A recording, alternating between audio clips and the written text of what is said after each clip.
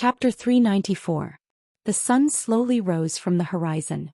The night was chased away by the sudden appearance of the sun. The dark clouds on the horizon were suffused with specks of gold.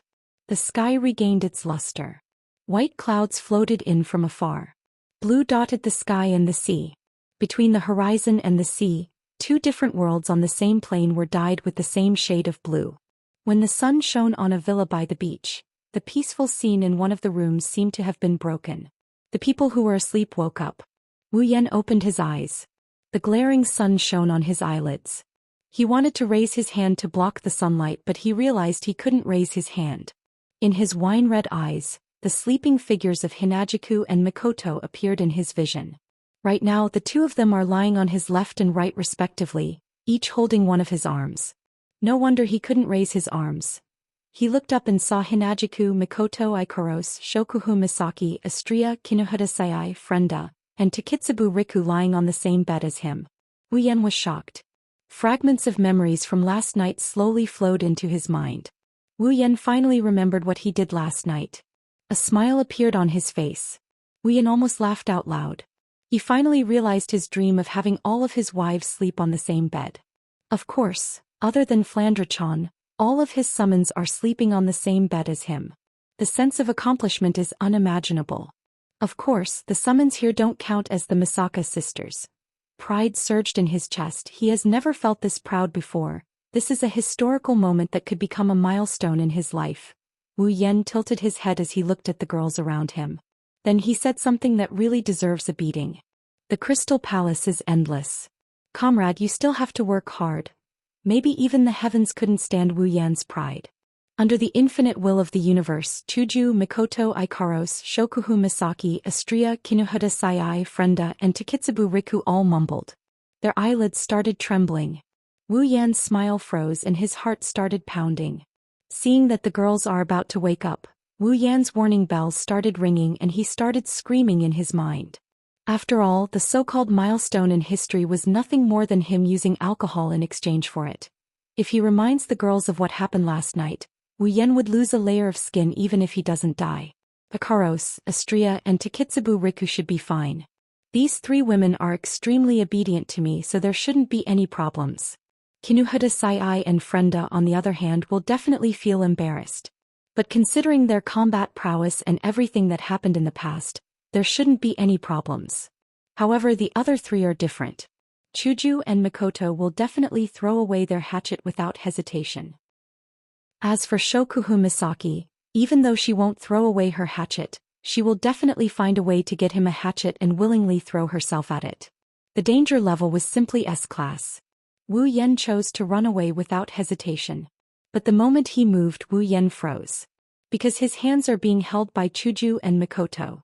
No, while Wu Yan screamed in despair, the 8 girls shuddered and their eyelids fluttered open. Their eyelids fluttered open as well. 8 pairs of eyes scanned the room and looked at each other. After seeing each other's miserable state, the memory of last night finally returned to their minds. Then under Wu Yan's gaze, the 8 girls' faces turned red. Ah! Between the beautiful horizon and the sea on the deserted beach inside the villa, a few extremely shocking voices gathered together and let out an earth-shattering scream that pierced through the clouds. Bang! The door to the room was violently flung open. Wu Yan came out of the room with his clothes in a mess. At the same time, Hinajiku with a crystal sword in her hand and Mikoto with an iron sand sword in her hand also flew out of the room with their clothes in a mess. The only difference is that the former is running away pathetically while the latter has a face full of killing intent. Wu Yan, who was running away, was shocked. He leaped away from his original spot. Almost at the same time, a crystal sword and an iron sand sword slashed at the spot where Wu Yan was just a moment ago. A strand of hair fell to the ground. Wu Yan was scared witless. He yelled at Chuju and Mikoto. You two, are you trying to murder your husband? Chuju gritted her teeth. Her face still had a trace of anger. She raised her white cherry and said with a murderous look. This is called cleaning house. Wu Yan couldn't stay calm anymore. Who taught you to say that?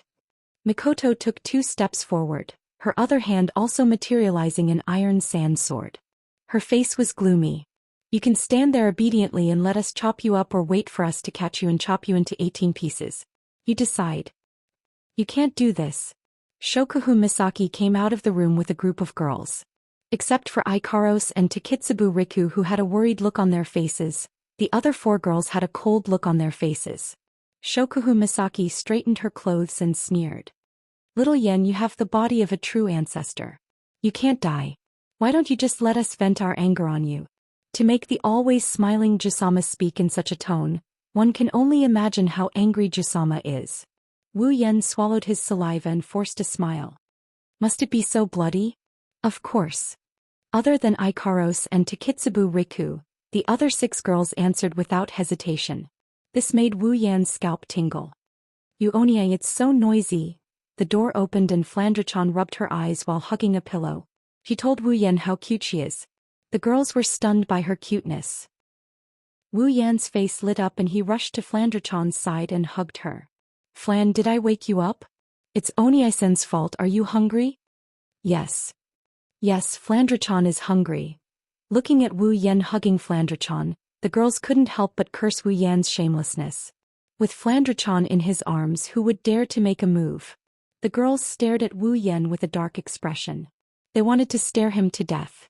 Wu Yan chuckled awkwardly. Spalier World Academy Villa District.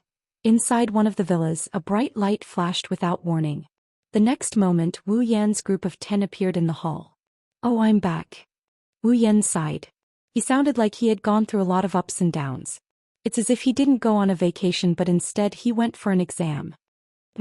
Shokuhu Misaki snorted and walked out of Wu Yan's villa without looking back. Kinuhata Sai and Frenda had the same reaction. They snorted and followed behind Shokuhu Misaki. Takitsubu Riku smiled apologetically and followed after them. Astria snorted and stuck her tongue out at Wu Yan. Master. Idiot. Idiot. Astria followed after him. Wu Yan felt a bit resentful. Looks like this time he really got himself into a lot of trouble. Hinajiku and Mikoto didn't even look at him as they went back to their rooms and slammed the door shut. Looks like they're still in a fit of anger. Wu Yan shrunk his neck and smacked his lips. I should think about the upcoming academy competition. Chapter 395. 3 days of time quietly passed under the anticipation of the Spalier World Academy students. On the 3rd night, when the last of the moon disappeared from the horizon, a faint light began to drive away the darkness. The bright golden light seemed to indicate the arrival of a new round of competition. As the first ray of morning light sprinkled into the Spalier World Academy, the quiet atmosphere of the academy suddenly broke. The lively atmosphere from a few days ago reappeared once again. It didn't diminish even after 3 days of rest. It's still as lively as ever. Today is the day of the competition between the top 10 of the academy. Now that the competition has progressed to this stage, it's basically entered the real competition stage. Every student is looking forward to the birth of the champion. Within an extremely short period of time, the spacious square had already become packed with people. Boiling noises continuously rang beside everyone's ears. The fiery atmosphere caused everyone who entered the square to feel a little affected. When Wu Yan's group arrived at the high platform, whether it's the stands or the high platform, it's already packed with people. Although 90 contestants have been eliminated after 2 rounds of elimination, they still participated in the competition. Therefore, the high platform prepared for the contestants is still open to those who failed to make the cut. As for the battle between the top 10, even if they can't participate, it's still good to be able to watch from the sidelines. Therefore, everyone brought their friends or subordinates along. As for the stands, maybe the audience didn't notice it but the people on the high platform did. There's a lot of people in the stands and they're all Spalier World Academy teachers. Obviously, the battle between the top 10 is enough to attract the attention of these arrogant teachers. When Wu Yan, Chuju, Mikoto, Ikaros, and Flandra-chan stepped onto the high platform, countless gazes began to fall on them. Wu Yan, Chuju, and Mikoto are undoubtedly the 3 dark horses of the academy competition. In less than a month since they entered the academy, they're already in the top 10. This kind of strength is enough to make the ordinary students feel shocked. Therefore, they attracted everyone's attention as soon as they stepped onto the stage. Wu Yan's group is already used to this kind of attention. Compared to Shokuhu Misaki, who got a lot of support as soon as she stepped onto the stage, this kind of attention is nothing. Ignoring the surrounding gazes, Wu Yan's group came to the spot where they stayed a few days ago and calmly looked around the place while chatting with each other. Not long after they arrived, two beautiful figures appeared at the entrance of the high platform. One black, one silver, two dazzling hair colors. They're walking towards Wu Yan's direction. Lulu ran over and she picked up Flandrachon in a practiced manner. She rubbed her face against Flandrachon before giggling at Wu Yan. She's a very lively girl. Wu Yan glanced at Lulu's smiling face. Wu Yan felt helpless towards this crazy Lulu, but at the same time he liked her from the bottom of his heart. Although Lulu always does things that make people tired, he has to admit that this Lulu is really cute. But right after that, Wu Yan was shocked. From what Wu Yan can sense, Lulu's aura is faintly emitting a powerful aura. Although it's not at the level that Wu Yan needs to pay attention to, but compared to a few days ago, it's completely different. Plum Lilu? Lowly, level 50, tier 6. Wu Yan looked at Lulu in shock. The information from the system was enough to shock Wu Yan. After all, 3 days ago Lulu was only around level 40 and a month ago she was only level 44. And in just 3 days Lulu has already reached tier 6? You found out. Seeing Wu Yan's shocked expression, Lulu proudly raised her head. The shock on Wu Yan's face faded and he rolled his eyes. Lulu, how did you reach tier 6? Chuju and Mikoto also saw Lulu's level and asked curiously. With this kind of strength, even if it's not enough for them to pay attention to, it's still very eye-catching.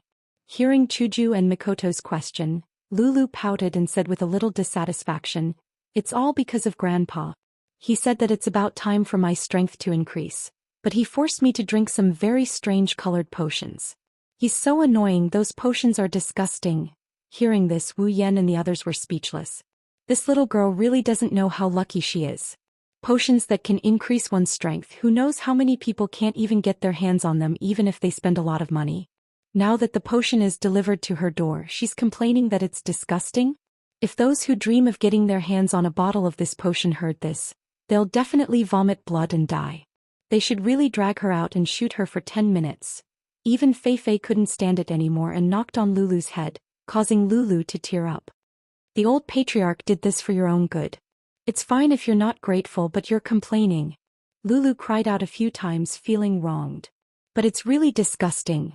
The group of people helplessly rolled their eyes and no longer paid attention to this guy who was complaining about how happy he was. The group of people gathered together and began to chat, causing Lulu to yell out. Suddenly the crowd started to stir. The group turned around and saw Shokuhu Misaki and the others at the entrance of the stage. As the most dazzling stars of the academy, the commotion caused by them was naturally bigger than Wu Yan's. Shokuhu Misaki glared at Wu Yan and walked away as if nothing happened. Wu Yan shrugged helplessly. It seems like she's still holding a grudge against him for sharing the same bed as her. After Shokuhu Misaki entered, Sylph, Kaya and Jafar also entered the stage. The three of them exchanged glances with each other and quietly walked to one side. They began to focus their minds and calm their breathing. It seemed that even they had no choice but to take the competition for the top 10 seriously. With the flow of time, the number of people in the square also increased. The noise also increased and mixed together. When a couple of rushing air sounds appeared in the sky above the square, the noise that permeated the square finally slowly died down. Numerous gazes were thrown towards the special seats on the tall platform. Over there, the upper echelons of the academy, led by the Thunder King, also took their seats. Under everyone's gaze, Lei Wang slowly stood up and announced. The third round of the academy tournament begins now. After 2 rounds of elimination, the top 10 contestants have finally been decided. According to the rules of the competition, the pairings for the battles will still be decided by random selection. As soon as he finished speaking, the Thunder Emperor placed a crystal ball in front of him and slowly raised it. At the same time, a projection was projected from the crystal ball. On it was the list of the top 10. The last 10 contestants will be randomly paired into 5 matches. The victors will be paired into 2 matches like the second round. The final contestant standing on the stage will be the champion of the tournament. Hearing the Thunder Emperor's words, the atmosphere in the arena immediately became a lot tenser. Everyone stared at the crystal ball on the special elevated platform in silence, their hearts faintly stirred. The final round of the Academy tournament is about to begin. The Thunder King chuckled softly. As if to whet everyone's appetite, he slowly opened the crystal ball and raised it in front of everyone. However, the smile on his face quickly disappeared and was replaced by a look of astonishment. When everyone saw the list of opponents on the crystal ball, they all had the same expression as the Thunder King. After the Thunder Sovereign recovered his wits, his gaze slowly shifted to a spot on the tall platform as he helplessly shook his head. The first match of the third round of the Academy tournament. Wu Yan versus Jaffer. The entire plaza was silent. Chapter 396. Everyone on the tall platform looked at each other. None of them had expected that the new student who had been famous in the Academy for the past month would actually meet such a person here. Jaffer is one of the top 3 in the Spalier World Academy. The only one who can compare to him is Ka, and the only one who can suppress him is Sylph. Wu Yan is strong. Wu Yan proved this point in the past month. However, compared to Jaffer, who is at the peak of Tier 8, at least in the eyes of the public, no one thinks Wu Yan is a match for Jaffer. Perhaps if it was Mikoto they wouldn't doubt Jaffer's defeat. However, it's Wu Yan. They can only shake their heads helplessly. It's a pity that this powerful newcomer can only make it this far. Ka glanced at Wu Yan and sighed. There's a trace of regret between his brows. Even though Ka values Wu Yan's strength, he doesn't think highly of Wu Yan. After all, even though he's one rank higher than Jaffer, they're on par in terms of strength. Kai can't tell how strong Wu Yan is. After all, Wu Yan didn't use Do Chi or magic, so he can't tell how strong he is. However, from the previous matches, Kaya can tell that Wu Yan hasn't reached Tier 8 yet. Without reaching Tier 8, even if Wu Yan is at the peak of Tier 7 and is only one step away from Tier 8, this one step is like the difference between heaven and earth. Only those who reach Tier 8 will know that at this level, the difference between tiers is not something that can be made up with just 1 or 2 powerful armaments and secret arts. Challenging someone above one's level might be possible in the lower or middle levels, but in the higher levels, that is, the 7th level and above, it was undoubtedly a fool's dream. At the very least, Kaya had never seen anyone like that. Everyone's gaze involuntarily turned towards Jaffer. As the person in question, Jaffer didn't show much emotion. His expression was extremely calm. In Jaffer's mind, only Sylph, Ka, Mikoto, and Astria are worthy of his attention. He doesn't really care about the others. That guy is finally coming to an end. On the stage, Bing Mian almost jumped up and laughed out loud. Bing Ling lost to Wu Yan 3 days ago and he's still holding back his anger. He was cursing Wu Yan for running into Jaffer during the tournament, but he didn't expect it to come true. Bing Ling, who recovered from his injuries, furrowed his brows and looked at Wu Yan. No one knows what he's thinking. Yan. Lulu and Feifei looked at Wu Yan worriedly. They've been in the academy for a long time, so they know how strong Jaffer is. Please have some faith in me, okay? Wu Yan looked away from the crystal ball projection and looked at Lulu and Feifei. He saw the worry on their faces and shook his head with a bitter smile. He rubbed Lulu's head. The other girls had a heavy expression on their faces. Even Hinajiku, Mikoto, Ikoros, and Flandrachan, who trusted Wu Yan all this while, couldn't help but look worried. After all, Jaffer is a rank 8 while Wu Yan is only level 68. True ancestor bloodline, infinite martial refinement, and King's Babylon make Wu Yan's strength immeasurable. However, they don't know if he's a match for a real rank 8. Wu Yan didn't know whether to laugh or cry when he saw the depressed looks on the girls' faces. Jaffer is strong, but it's hard to tell who will win in a real fight. With his current strength, Wu Yan can even defeat Sylph if he goes all out, let alone Jaffer.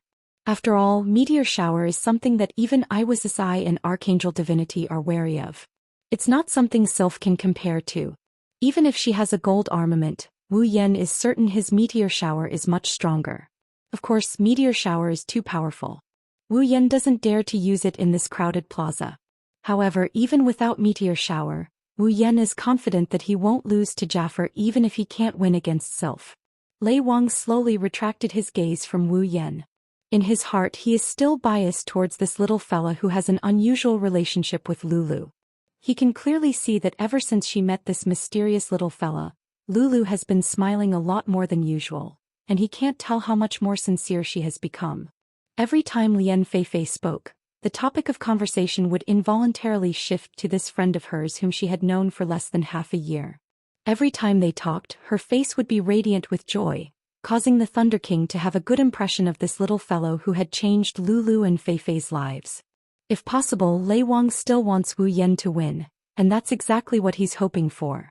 Both sides. Onto the stage. Following Lei Wang's voice, everyone's gaze shifted to Wu Yan and Jaffer. Silence ensued. Yan. Lulu suddenly tugged on Wu Yan's sleeve. Her gem-like eyes stared straight at Wu Yan's face. Her gaze was filled with trust. Yan, I believe in you. You can definitely defeat him. Big brother will definitely defeat that big guy. Flandre-chan nodded repeatedly. Her red eyes had a vicious glint in them. If she'd really like to toy with Jaffer until he breaks. Chuju, Mikoto, Ikaros, and Feifei also looked at Wu Yan with trust. Jaffer might be strong, but they believe that Wu Yan won't disappoint them. Wu Yan felt warmth in his heart when he saw the trust in the girls. He couldn't help but laugh out loud as he rubbed Lulu and Flandre-chan's heads. How can you still laugh? A sweet voice came from the front of Wu Yan. At the same time, gasps of disbelief could be heard from the spectator stands and the high platform. Everyone looked up. They saw Shokuhu Misaki, Astria, Kinohata Sayai, Frenda, and Takitsubu Riku walking over with different expressions. Shokuhu Misaki rolled her eyes at Wu Yan. Judging from the way she complained just now, it's obvious that she's an acquaintance. Everyone was in an uproar. The Academy Queen, Shokuhu Misaki, the leader of Starlight Queen, the idol of every student. She doesn't seem to have a good relationship with Wu Yan. This is enough to drive everyone crazy. After all, the Queen of the Academy was famous in the Academy for not showing any interest in men. Could even be said that she disdained men. Shokuhu Misaki doesn't care what those people think. Although she has gained a lot of popularity in the Academy, it's only because of her unusual interest, which is more of a hobby. If Wu Yan wanted her to disband Starlight Queen and announce her relationship with him in the Academy, Shokuhu Misaki might grumble, but she wouldn't object to it. For Shokuhu Misaki, this man who walked into her heart is more important than anything else. Shokuhu Misaki's resentment towards Wu Yan for forcing her to sleep with the other girls has mostly dissipated. She looked at Wu Yan seriously and asked calmly, "How confident are you?" Wu Yan smiled and looked at Jaffer. "If you trust me, then 100%. Chapter 397. At the very least, if Wu Yan wants to drag Jaffer down, he can use the true ancestor's immortality to do so. However, by that time he would be sent to the research lab to be dissected. Under the watchful eyes of the crowd, Jaffer was the first to make a move. He slowly stood up from the ground and strode to the railing of the high platform under the admiring gazes of the Beast Tide members. He then leaped off the railing in a flash. Jaffer stomped his feet on the stage and he looked at Wu Yan's direction with a calm expression. In the Academy tournament, his most important opponent is Sylph. He didn't care much about the other participants. It's not that there's no one here who can match up to Sylph. He has seen Mikoto's strength before. However, he has been competing with Sylph for quite some time now. It's only natural that he would value this opponent whom he wanted to surpass the most. Kaya is not to be underestimated either. However, Jaffer values Sylph more. After all, Sylph is the strongest in the Academy. Of course, after this competition no one knows the outcome. After Jaffer left the stage, everyone turned their attention to Wu Yan. They wanted to know if this newcomer can keep up his winning streak against a peak expert like Jaffer. Under the watchful eyes of the crowd, Wu Yan's expression didn't change. He wasn't afraid of Jaffer. He stood up and walked towards the edge of the stage. "Oni-chan Yen. Do your best." Flandre-chan and Lulu's soft cheers came from behind. Wu Yan didn't turn around. He waved his hand and appeared on the stage in the blink of an eye. Wu Yan lifted his head and he met Jaffer's gaze. Both of them looked at each other with an inexplicable look in their eyes. Wu Yan has been avoiding direct confrontations with Tier 8 combatants like Sylph, Kaya, and Jaffer. He's still a Tier 7. If possible, he didn't want to go all out. But if there's nowhere to run, Wu Yan isn't going to back down. Jaffer, on the other hand, didn't pay much attention to this newcomer, but he still paid attention to him. After all, among his companions, Mikoto managed to tie with Sylph, whom he dreamed of defeating, and Ikaros managed to easily nullify the power of Mikoto and Sylph's clash. On top of that, Shokuhu Misaki, who created Starlight Queen, seems to have a close relationship with Wu Yan. They seem to have known each other for a long time. Plus, they're both newcomers. Jaffer couldn't help but pay more attention to this newcomer. Jaffer, who hasn't spoken a single word since the start of the academy exam, finally opened his mouth to speak. "I hope you won't disappoint me." Jaffer suddenly spoke. His voice was rather low, and just like his enormous aura, it carried a fierce, domineering and ferocious aura. Wu Yan flinched and he laughed. He waved his hand and a small crimson dimension vortex appeared behind him. Nietono no Shana slowly floated out of it. Wu Yan grasped the sword in his hand and he pointed the tip of the sword at the ground. A strong gust of wind howled as he swung the sword. "Give it your all." Jaffer glanced at Nietono no Shana in Wu Yan's hand. His eyes flashed with surprise. A few days ago when Wu Yan fought Bing Ling, Jaffer knew that this seemingly ordinary sword has the ability to control fire. Now that he's facing it personally, Jaffer felt that this newcomer might actually have something special about him. Jaffer didn't take out his armament like Wu Yan did. Instead, he slowly extended his bear-like palms and curled them into a strange claw shape. "Don't say I'm underestimating you. My armament will only be used against those who are qualified." Jaffer waved his claw in front of him and an invisible gust of wind shot down. It left behind 5 tiny finger holes on the ground. Jaffer faintly said, "If you want me to use my armament, you will have to prove that you are qualified." Xiao Yan smiled but he didn't reply. For someone as strong and arrogant as Jaffer, he won't look you in the eye unless you display strength that is worthy of his attention. Perhaps if Mikoto, Ikaros, Astria, and the others weren't on his side and his performance in the previous matches wasn't that bad, Jaffer might not even be bothered to speak to him. The conversation between the two in the arena was naturally transmitted to the incomparably quiet stadium. Mikoto, Chuju, and the others felt that Jaffer was being too arrogant.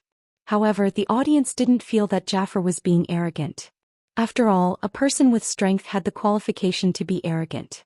On the other hand, if a person without strength was arrogant, it was likely that the audience would spit at them. Some soft voices sounded from all over the viewing gallery. They were all guessing the situation of the battle. Seeing this, the Lei Wang waved his hand slightly. The voices in the stadium immediately became much softer. The Lei Wang smiled as he watched the two facing off in the arena. Some anticipation involuntarily rose in his heart. There was no doubt that Jaffer had a great chance of winning. There was not much suspense in a battle between a rank 8 and a rank 7. However, Wu Yan was an extremely mysterious person. Even those old fellows were alarmed by his background. Additionally, there was not the slightest fear in Wu Yan's eyes or face since the beginning. This caused the Lei Wang to believe that Wu Yan would definitely give him a big surprise. "Little fellow, don't disappoint me." The Lei Wang looked around him after saying this. He raised his hand and a faint voice finally sounded in the air above the stadium in front of a countless number of people. "The third round of the Academy trial. The first match. Begin." In the arena, an extremely ferocious aura suddenly erupted from Sa Fa's body after the Thunder King's words sounded. This aura was so powerful that even the spectators who were seated far away from the arena found it difficult to breathe. As a wave of blood-colored Do Chi surged out of Sa Fa's body, his large hand claws seemed to have once again swelled a little. His knuckles were slightly bent and a clear firecracker-like sound was emitted. At the same time, there was a ripple in the air and a partially visible beast figure appeared behind Jaffer. Wu Yan tightened his grip on the Naidianjana in his hand. A red lotus-like flame instantly surged out. The abruptly rising temperature caused Jaffer's aura to become a little sluggish. Compared to Jaffer, that much skinnier figure did not have even the slightest trace of Do Chi. However, a majestic aura spread from his body. His aura and Jaffer's aura vaguely formed a situation where they were evenly split. Wu Yan exhaled a long breath. His arm suddenly shook and then Naidianjana in his hand emitted a strange clang-clang sound. The sword was swung diagonally across the ground. A red lotus flame lingered over it. A hot wind grilled the ground until traces of hot air were formed. The wine-red color in his wine-red eyes slowly faded. Replacing it was a golden color that was filled with a pressure. He slowly lifted his eyes and looked at Sa Fe, who was covered in Do Chi. Suddenly, the sound of thunder resounded in the arena. Soon after, a faint roar of thunder was emitted. A blurry black figure dragging a flaming armament shot forward in an imposing manner toward the unmoving Sa Fa in front of a countless number of gazes. At this point in the Academy trial, This was the first time that Wu Yan had launched an attack in front of others. The distance of dozens of meters was covered in the blink of an eye. The two of them instantly approached each other in the arena. Their eyes met and the pressuring atmosphere finally erupted at this moment. Chapter 398. Qi. An Xianxia cut through the air like a red ray of light. It was accompanied by a hot air that caused the air to fluctuate as it ruthlessly slashed at the immovable Saga. The force was so strong that even the air beneath the sword was completely expelled. A low and deep sonic boom sounded like an explosion that resounded from underground. It was muffled and terrifying. The hot wind from the red lotus flame pressed Sa's special student uniform tightly against his skin. At a glance, one could tell that if this attack hit, forget about the sharpness of the armament and the force on it being able to seriously injure Sa, just the flames on it would be able to turn Sa into ashes. However, Sa's expression did not change because of the incoming attack from Xianxia. He indifferently watched Xianxia approach him. Sa finally moved when the sword was about to reach Sa's head. He casually took a step to the left and the sword fell with a loud bang, narrowly brushing past Sa's shoulder. Sa's claw suddenly curled slightly the moment Xianxia missed. Soon after, he casually swatted in a certain direction. The claw that seemed to be casually swatting the sword accurately hit the body of the Nin Temple Shana at the same time the sword fell. A powerful force surged out, ignoring the flames on the sword and pushing the Nin Temple Shana a little distance away.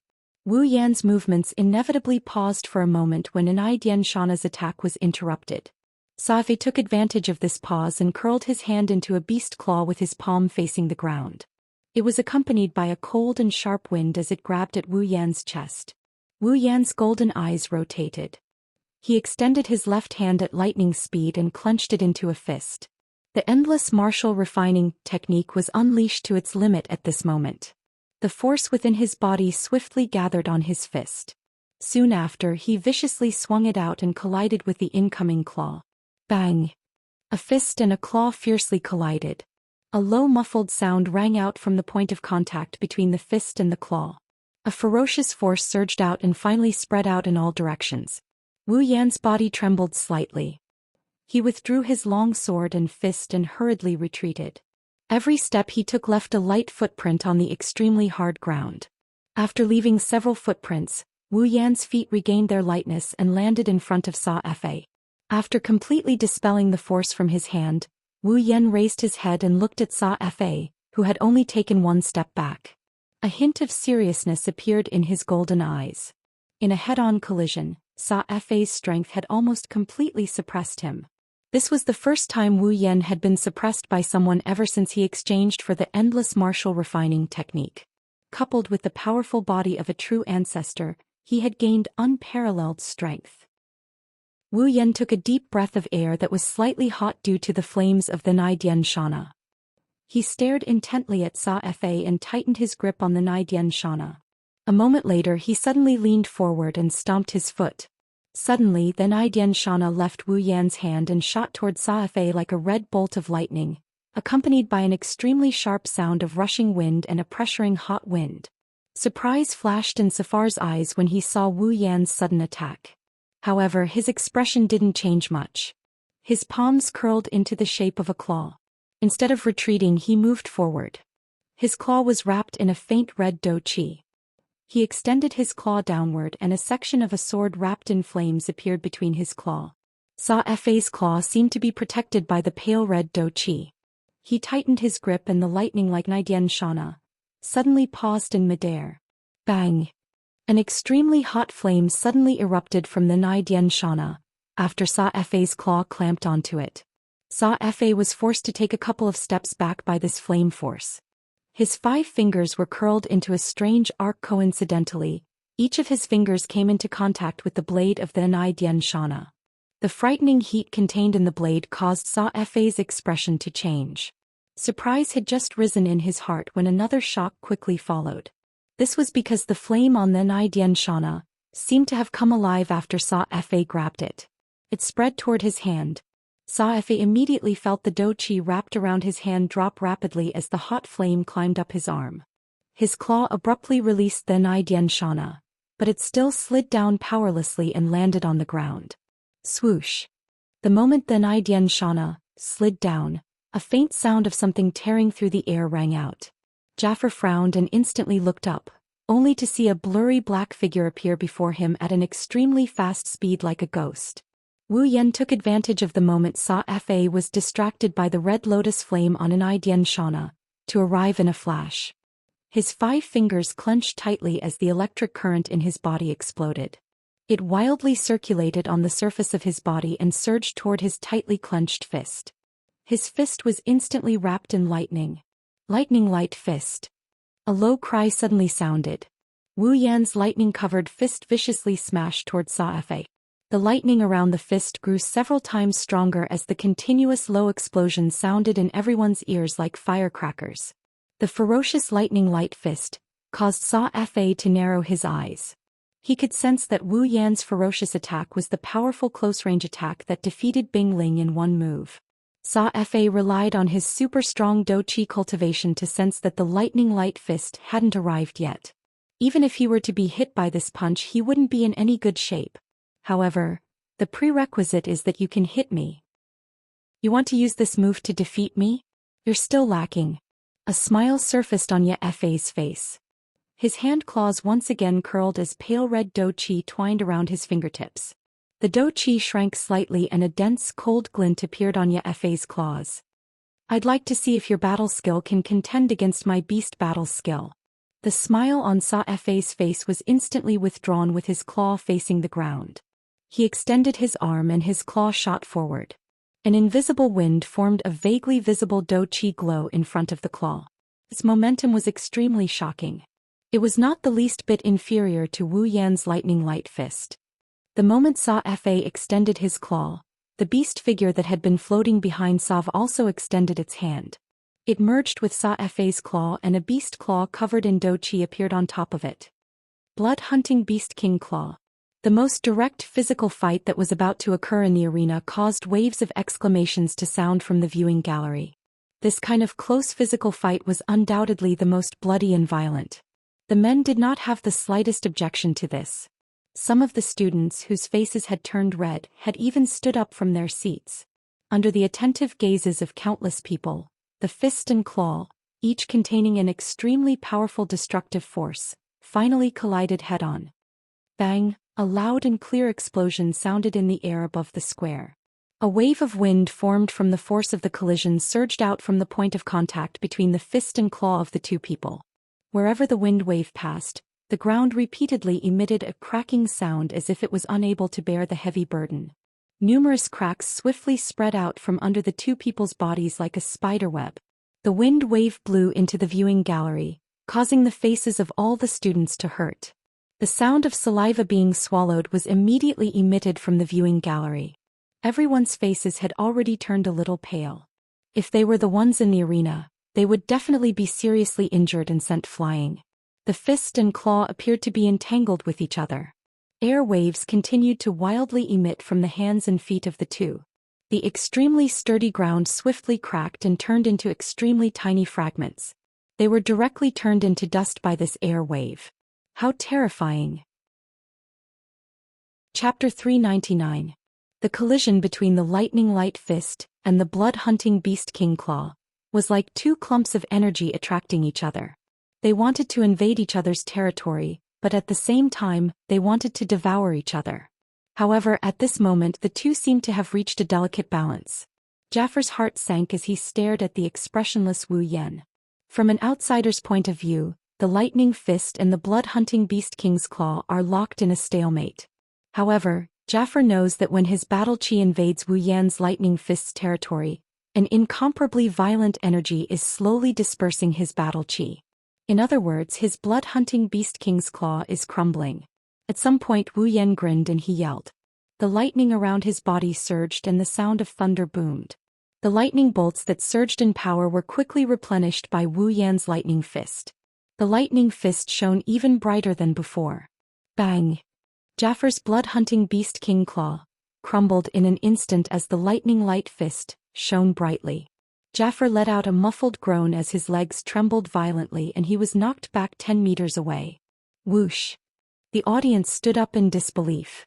They couldn't believe their eyes when they saw Jafar being pushed back by Wu Yan. Jafar was pushed back by Wu Yan. Kaya glanced at Jafar in shock. If Kaya didn't know Jafar's personality, he would have thought Jafar was going easy on Wu Yan. After all, Jafar is a rank 8 while Wu Yan is still a rank 7. Challenging someone of a higher cultivation level than him, could it be that he could really do it? Sylph looked at Wu Yan, who's surrounded by lightning bolts. Her eyes were calm, but no one knew what she was thinking. Good. Unlike the others, Chuju, Mikoto, Flandrachan, Lulu and Mikoto are overjoyed. No matter what happens next, at least for now, Wu Yan has the upper hand.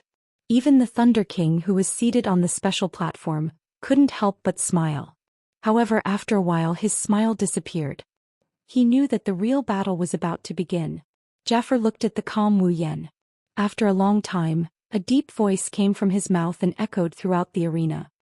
You are qualified to make me use my armament. The spectators were stunned again. Jafar's words are an acknowledgement of Wu Yan's strength. For a moment the entire place was silent. Everyone's gazes paused on the two people who were facing each other in the arena. Traces of fanaticism gradually flowed out from their eyes. The previous battle was exciting enough. Now that Jafar is going to use his full strength, won't the upcoming battle be even more exciting? How can the spectators not be excited? Wu Yan's heart tightened. Jafar is finally going to use his armament. The upcoming battle is going to be even more intense than before. Wu Yan might look like he easily forced Jafar back, but Wu Yan knows that it wasn't easy at all. Infinite martial refinement, true ancestor bloodline, and lightning user LVL5. He used all of these abilities to their fullest in an instant. Even so, he only managed to force Jafar back without injuring him. One can only imagine how big the gap between Tier 8 and Tier 7 is. Without those abilities, Wu Yan would have lost miserably. He wouldn't have been able to force Jafar back. Even if Wu Yan has some trump cards he hasn't used, who can be sure that Jafar doesn't have any trump cards? At this moment, Jafar also began to move. He raised his hands and a pair of razor-sharp claws appeared in his hands. The front end had 4 steel claws glinting with cold light, while the back end had a buckle that could be fastened to his fists. Under everyone's gaze, Jafar quietly grabbed the pair of sharp claws. In the next second, a dense blood aura began to rise from Jafar's body. Specks of blood-red light danced in the air.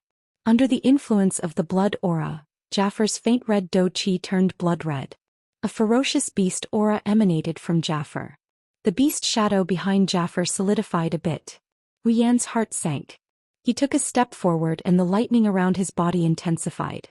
Crackling sounds echoed incessantly. Wu Yan looked like the god of thunder descending to the mortal world. He clashed with the beast's aura. Interesting. Jafar grinned. His sharp claws drew 2 arcs in the air. The cold light from the claws flickered in the air. It was a chilling sight. In the next moment, Jafar crouched down and suddenly bounced up. His golden pupils shrunk and he saw Jafar closing in on him like a wolf. Wu Yan shuddered and he quickly retreated. However, Jafar was truly fast. The moment Wu Yan retreated, Jafar had already arrived in front of Wu Yan. Jafar reached out with one hand and the sharp claws on his fist went straight for Wu Yan's chest. A thick blood-red combat aura surged into Jafar's sharp claws. The shadow of a beast's claw was faintly discernible. The sharp claws went straight for Wu Yan's chest. The wind generated by the claws was extremely sharp and the combat aura was extraordinarily dense. If Wu Yan were to be hit by this attack, he would definitely be severely injured. Just as the claws were about to touch Wu Yan's chest, Wu Yan suddenly gave up on blocking the attack. The claws went through his arms and went straight for his chest. Wu Yan's free hand pointed at the void.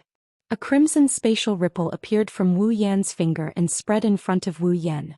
When the ripple faded and the crimson spatial ripple took shape, a dozen iron sand swords shot out from the spatial ripple and blocked Jafar's claws. Violent lightning surged out of Jafar's body and landed on the iron sand swords. The iron sand swords buzzed and began to vibrate rapidly. They firmly protected Wu Yan behind them and formed an indestructible iron sand sword wall. Jafar's expression changed slightly before sinking. Only now did Jafar remember that Wu Yan still had this move up his sleeve. You want to block my attack with a few armaments that aren't even rare grade? A cold glint surged in Jafar's eyes. He did not withdraw his attack. blood-colored combat aura surged violently and the surface of his body flashed with a dazzling light. The wind generated by the claws also became a little sharper and the shadow of the beast claw became a little more solid. In the next moment, the sharp claws heavily slammed into the sword wall formed by the iron sand swords. Clang!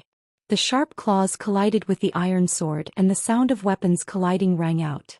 Following this crisp sound, a claw mark appeared on the iron sword wall. Clang! Clang! Clang! Sa-Fa instantly extended his claws again after the first claw attack.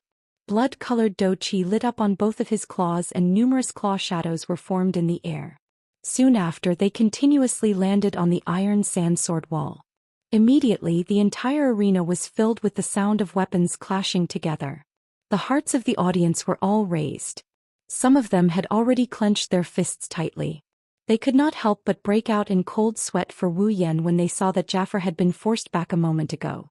The situation had turned around in an instant. Yen.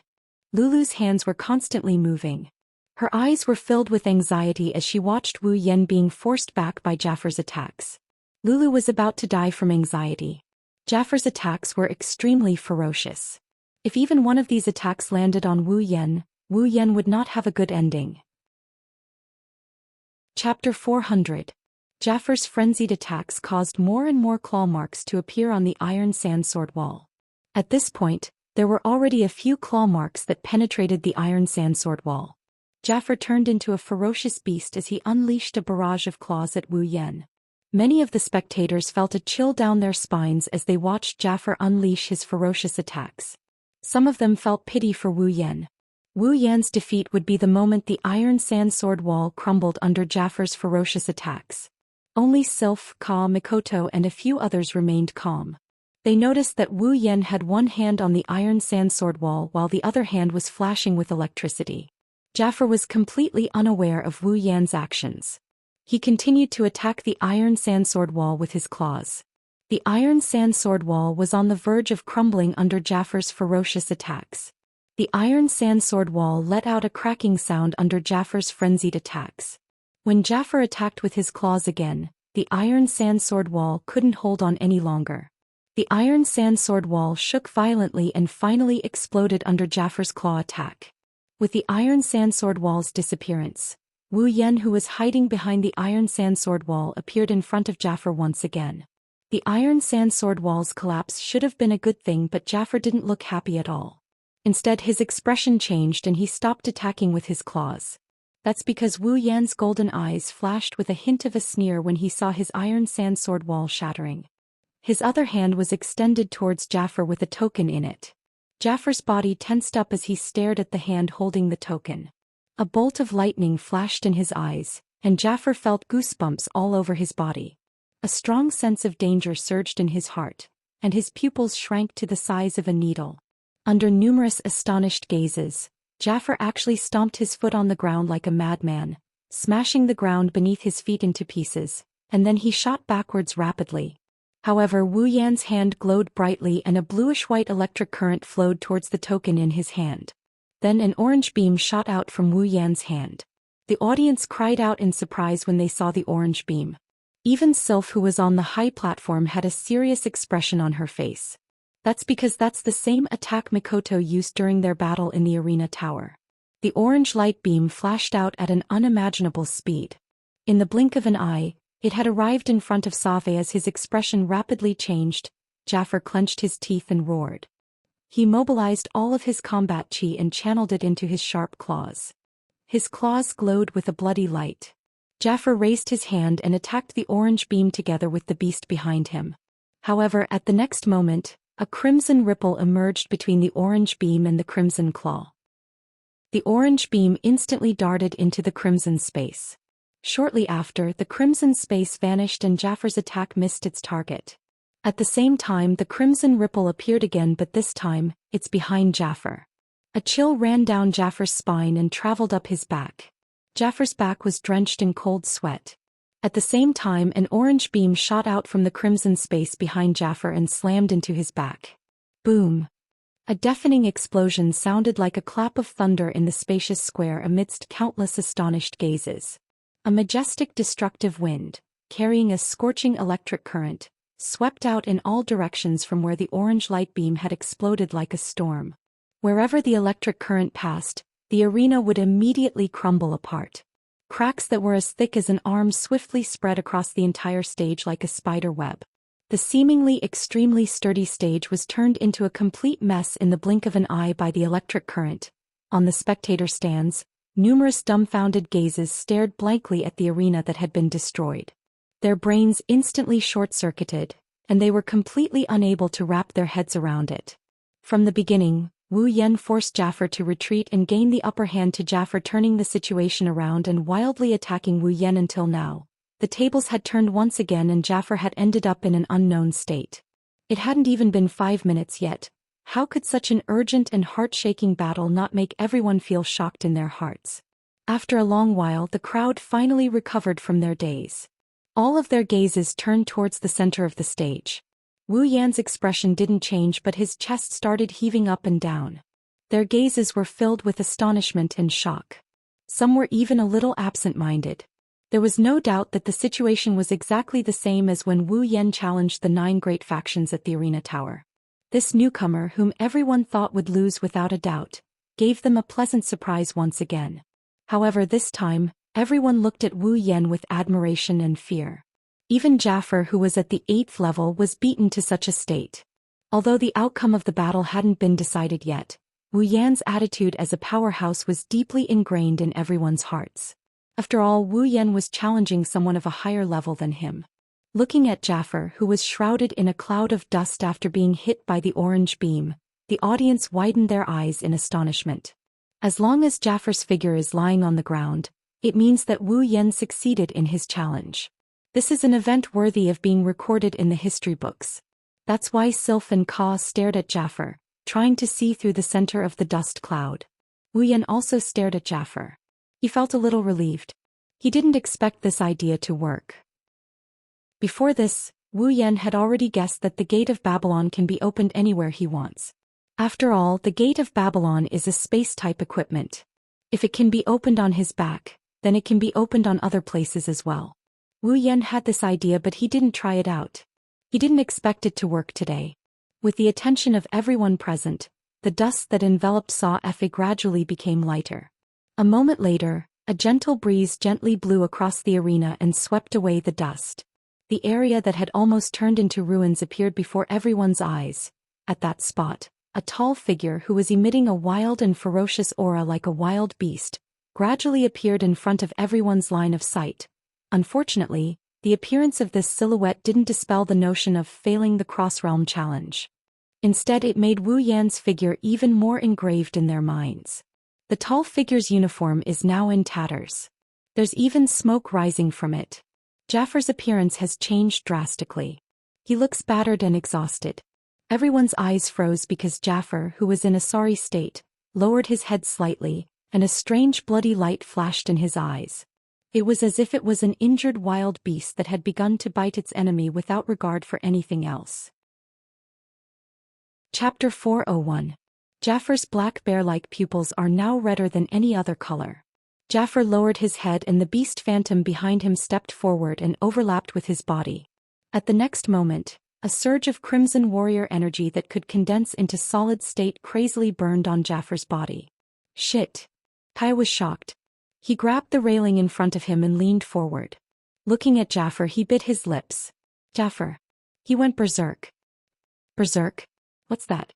On the other side, Hinajiku and Mikoto also learned about the word berserk from Fei Fei's shocked mouth.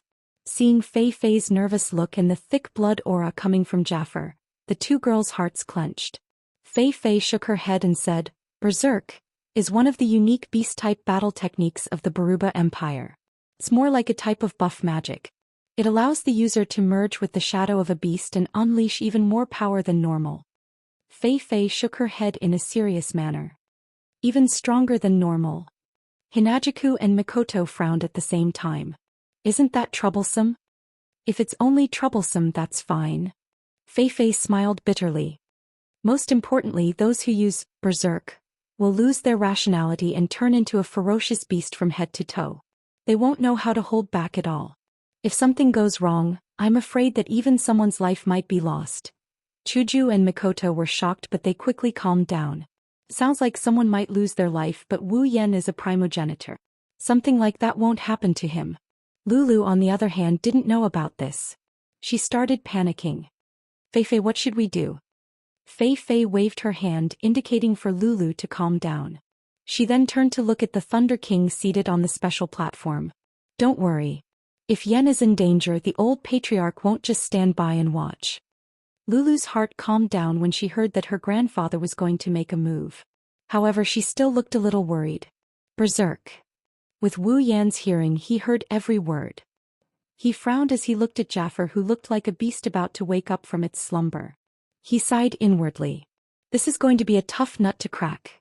Wu Yan exhaled softly and calmed his emotions.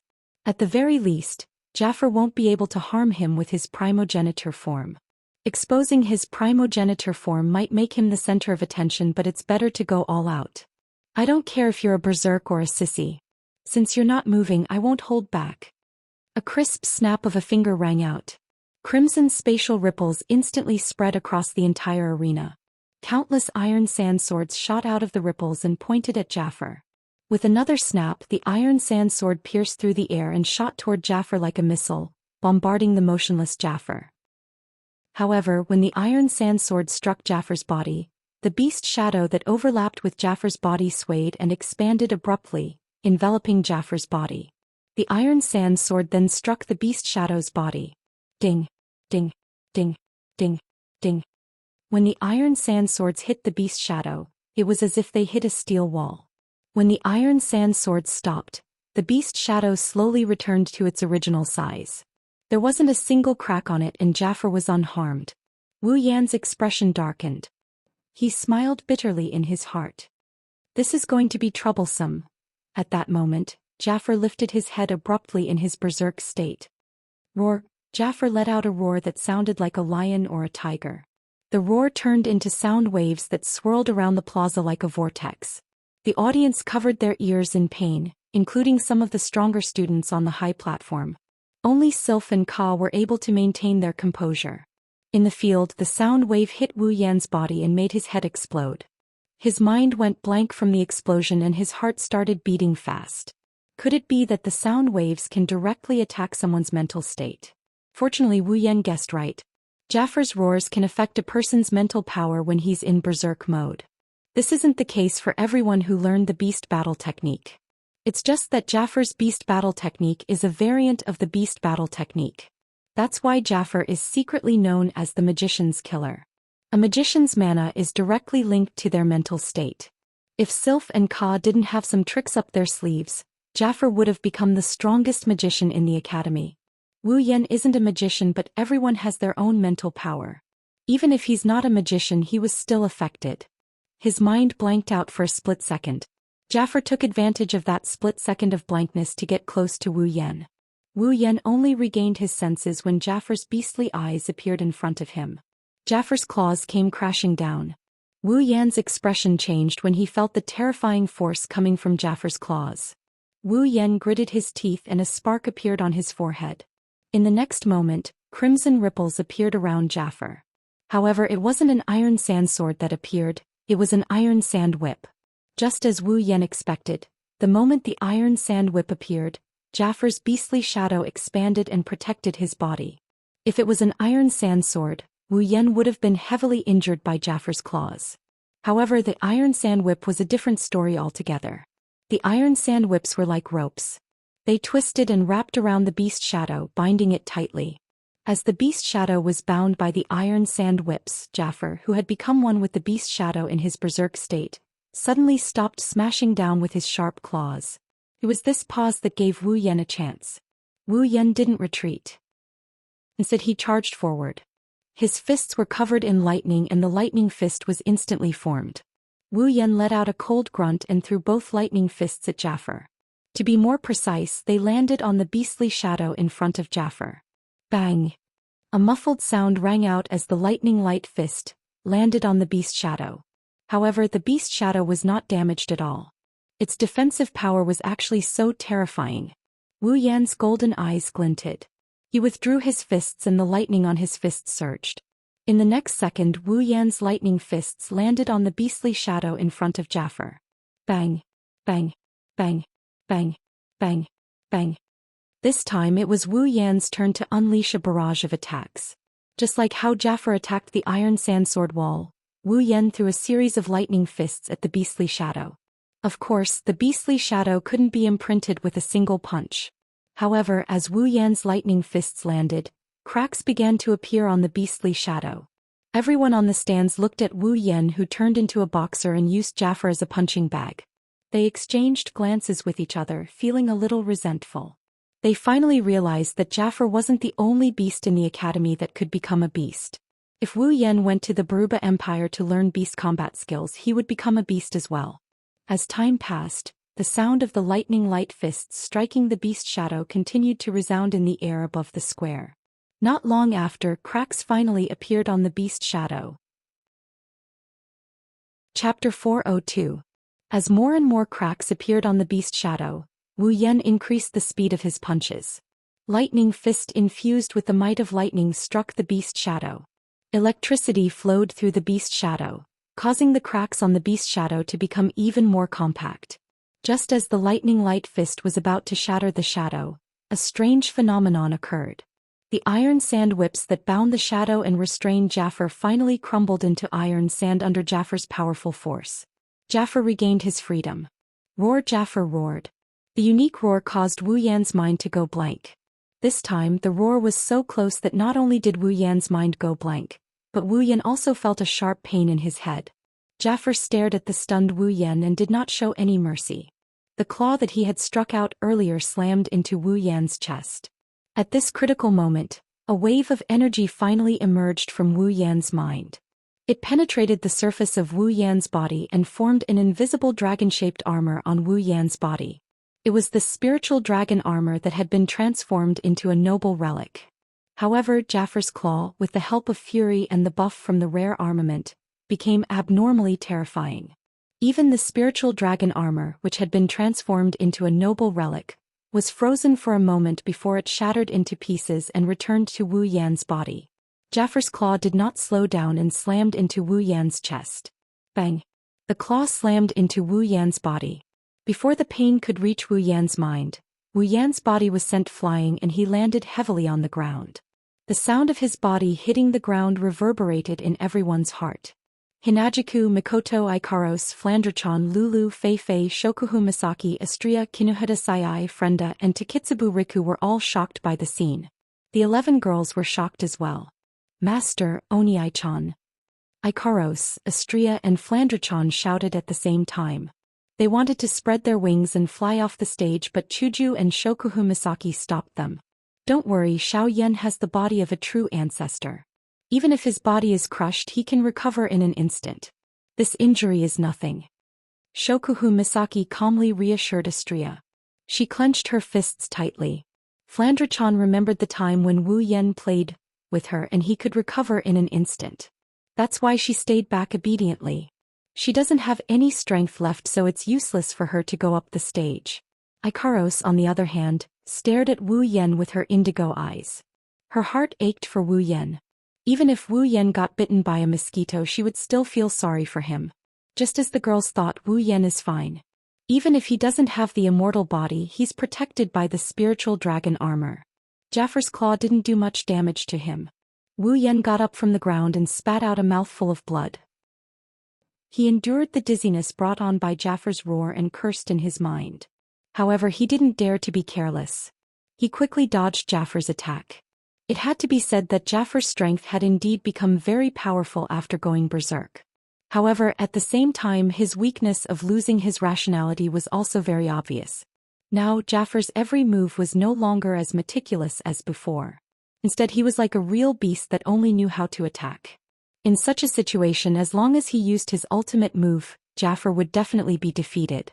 That's why Jafar couldn't surpass Sylph and Ka to become the strongest in the academy. Of course, the prerequisite is that your ultimate move must be able to shatter Jafar's protective beast phantoms and heavily injure him. Wu Yan's expression turned gloomy, but he quickly regained his composure. He stomped on the ground and leaped out of Jafar's attack range. Wu Yan spread his arms and shouted. In the next moment, bright blue and white lightning started flashing around his body. The scale of the flashing lightning is much greater than before. In the blink of an eye, Wu Yan's body was completely covered in lightning. At the same time, in the clear and boundless sky, a violent wind suddenly blew. Dark clouds floated over from the distance and gathered in the sky above the square. Not long after, the entire sky above the square was covered by dark clouds. Lightning flashed within the dark clouds. No way. Mikoto looked at the thunderclouds in the sky in shock. Her expression changed drastically. Is Yen going to use that move? The girls wanted to know which move Yen Mo is going to use, but the situation on the stage has already changed. The thunderclouds in the sky began to become denser and denser, but the area was slowly shrinking. Only when it had shrunk to the same size as the arena below did the thunderclouds stop shrinking. Countless lightning flashed in the thunderclouds, producing loud and clear sounds of thunder. At a certain moment, the thunderclouds suddenly began to churn like boiling water. All of the lightning was hidden within the thunderclouds. The sound of thunder disappeared, but it gave everyone a terrifying pressure. That little guy, what is he trying to do? At this moment, the Thunder King's heart was also a little uneasy. It was not that he was afraid, but if something went wrong and an accident happened, it would be terrible. Wu Yan made his move. His hand was slowly raised towards the sky. Then he suddenly swung it down. Lightning strike. As Wu Yan swung his hand, a bolt of lightning shot out from the dark clouds and struck Jafar. Boom! The crazily flashing lightning flashed across the entire square. Everyone closed their eyes at the same time. A huge shockwave spread out from the square, blowing away some of the lighter items. Everyone could only grab onto the heavy items around them to prevent themselves from being blown away. Everyone could faintly hear the sound of a beast roaring in pain as the lightning flashed in the arena. Then the roar slowly weakened. The gale gradually weakened. In the spectator stands, the spectators poked their heads out of their seats and looked into the arena with a frightened expression on their faces. When they saw the situation clearly, everyone looked at each other in dismay. The arena can no longer be called a stage. It's now a pile of rubble. Both Jafar and Wu Yan are lying on the ground. Yen. Little Yen. Master. Oni-chan. The group of young ladies on the tall platform were all shocked. The Thunder King, who was on the special tall platform, also looked at the arena in surprise. Then he stood up and flew down the platform, arriving beside the two of them. He reached out and checked their bodies. After a while, the Lightning King let out a sigh of relief. When the girls saw the Lightning King leave the stage, they all came down from the stage. Yen. Lulu pounced on Wu Yan. When she saw that Wu Yan was unconscious, she quickly asked the Lightning King, "Grandpa, what happened to him?" "Plus, don't worry. He's fine." The Lightning King didn't know whether to laugh or cry. He just fainted because he suffered a mental shock. He'll be fine after some rest. The girls sighed in relief. Fei looked at the Lightning King in confusion. Mental shock? The Lightning King nodded. In the final attack, Jafar was defeated by the little guy. However, when the lightning struck, Jafar let out a beast roar. Due to his heavy injuries, the roar's power increased exponentially. The mental shock was also great. Naturally, he fainted. The Lightning King stood up after he finished speaking. For this match, I hereby announce. Chapter 403. After an indeterminate amount of time, Wu Yan's consciousness slowly returned to his head. When a sliver of consciousness returned, Wu Yan immediately recalled his battle with Jafar. He opened his eyes and sat up. When he sat up, he noticed that he wasn't in the plaza, he was in his own room in the villa, sleeping on his own bed. Wu Yan looked around blankly and knocked his head. He finally remembered that he fainted because of Jafar's scream during his battle with him. Wu Yan wanted to yell at him, but before he could open his mouth, a soft voice came from beside him. The tone of the voice was filled with pleasant surprise. "Master." Ikaros stood beside Wu Yan's bed and watched Wu Yan bounce up from his bed. Her face was expressionless, but her indigo eyes didn't conceal her joy. Ikaros. Wu Yan's heart, which had been ravaged by 10 million alpacas, became active when he saw the joy in Ikaros' eyes. Even the gloominess of being knocked out by Jafar's scream dissipated. "Master, are you all right?" Ikaros took 2 steps forward and crouched down. She said in a worried tone. What she didn't notice is that as she crouched down, more than half of her big breasts that couldn't be restrained by the uniform got exposed. A certain cleavage is so deep that Wu Yan almost jumped right into it. I'm fine. Forcing a smile, he quickly averted his gaze. If he keeps looking at her like this, he's going to turn into a wolf. Big brother. You're finally awake. The door was violently flung open. Before Wu Yan could react, a small figure rushed into the room with lightning speed. Halfway through, she jumped up and threw herself into Wu Yan's arms. Flan. Wu Yan quickly caught Flandra-chan in his arms. When Flandra-chan arrived, Chuju, Mikoto, Shokuhu Misaki, Astria, Kinuhata Sayai, Frenda, and Takitsubu Riku came in as well. Seeing that all the girls are here, Wu Yan flinched and asked in surprise. Why are you all here? Is there no need for the tournament? Hearing this, the girls couldn't help but roll their eyes at Wu Yan. Hinajiku put her hands on her hips and said, What school tournament? It ended a long time ago. It's already over. Wu Yan was really surprised this time. How did it end so fast? Fast.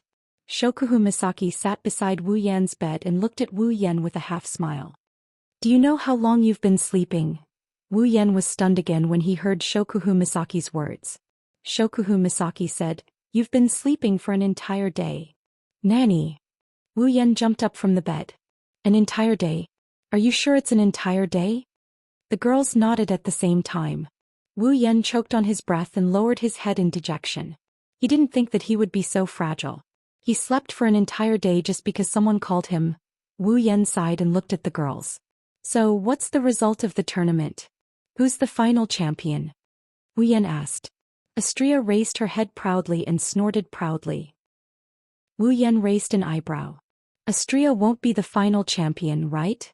Is that strange? Shokuhu Misaki stretched her body. Her voluptuous body was on full display. Astria's level is already above all the other participants. She also has 2 powerful rare armaments. It won't be hard for her to become the champion. Wu Yan was speechless when he saw Shokuhu Misaki's satisfied expression. That's true. But since Astria is the champion, you should be the one who benefits the most. Era, you can't say that. Shokuhu Misaki giggled. Astria-chan is also a member of Starlight Queen. Now that she's the champion of the tournament, it's only natural that Starlight Queen would rise in status as well. Wu Yan's mouth twitched.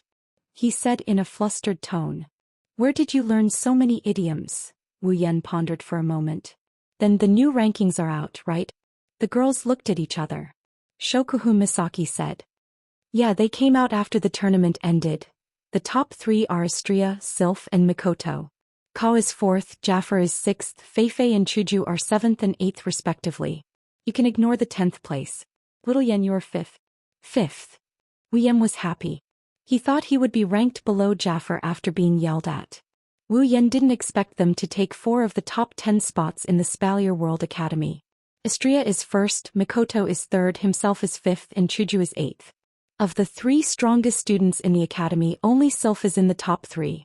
I'm afraid Ka and Jafar are in a bad mood right now. Wu Yan chuckled inside. Ka may not be a bad guy, but he's infatuated with Ikaros. Wu Yan didn't feel too good about it. Jafar, on the other hand, Wu Yan isn't the type of person who would bury the hatchet with a single fight. It's fine if it's just a fight, but he ended up in a humiliating position. Wu Yan frowned and looked at Shokuhu Misaki with a confused expression. What about the 9th place? You didn't say anything about the 9th place, right? Who's the 9th place? Shokuhu Misaki giggled and she turned away without saying anything. Wu Yan already knew who this 9th ranked person is. It looks like there aren't only 4 people in the top 10, there are 5 of them. All in all, Wu Yan isn't too disappointed with his ranking. Of course, that doesn't mean the others aren't disappointed as well. Not far away, Mikoto was kicking the chair under her feet, muttering something under her breath. It's hard to tell what she's muttering, but it's clear that she's upset. Sizing Mikoto up, he gave it some thought and he understood why Mikoto is acting like this. Sylph is ranked 2nd and Mikoto is ranked 3rd.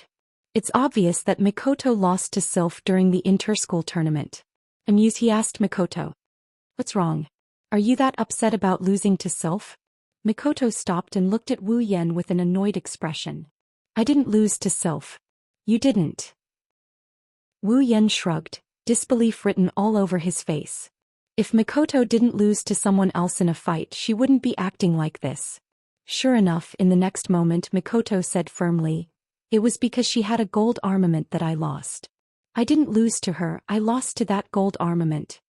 Wu Yan was speechless. On the other hand, Chuju nodded in agreement. That's true. If Sylph didn't have a gold armament, it's hard to say who would have won. That's right. Mikoto happily lifted her head and nodded.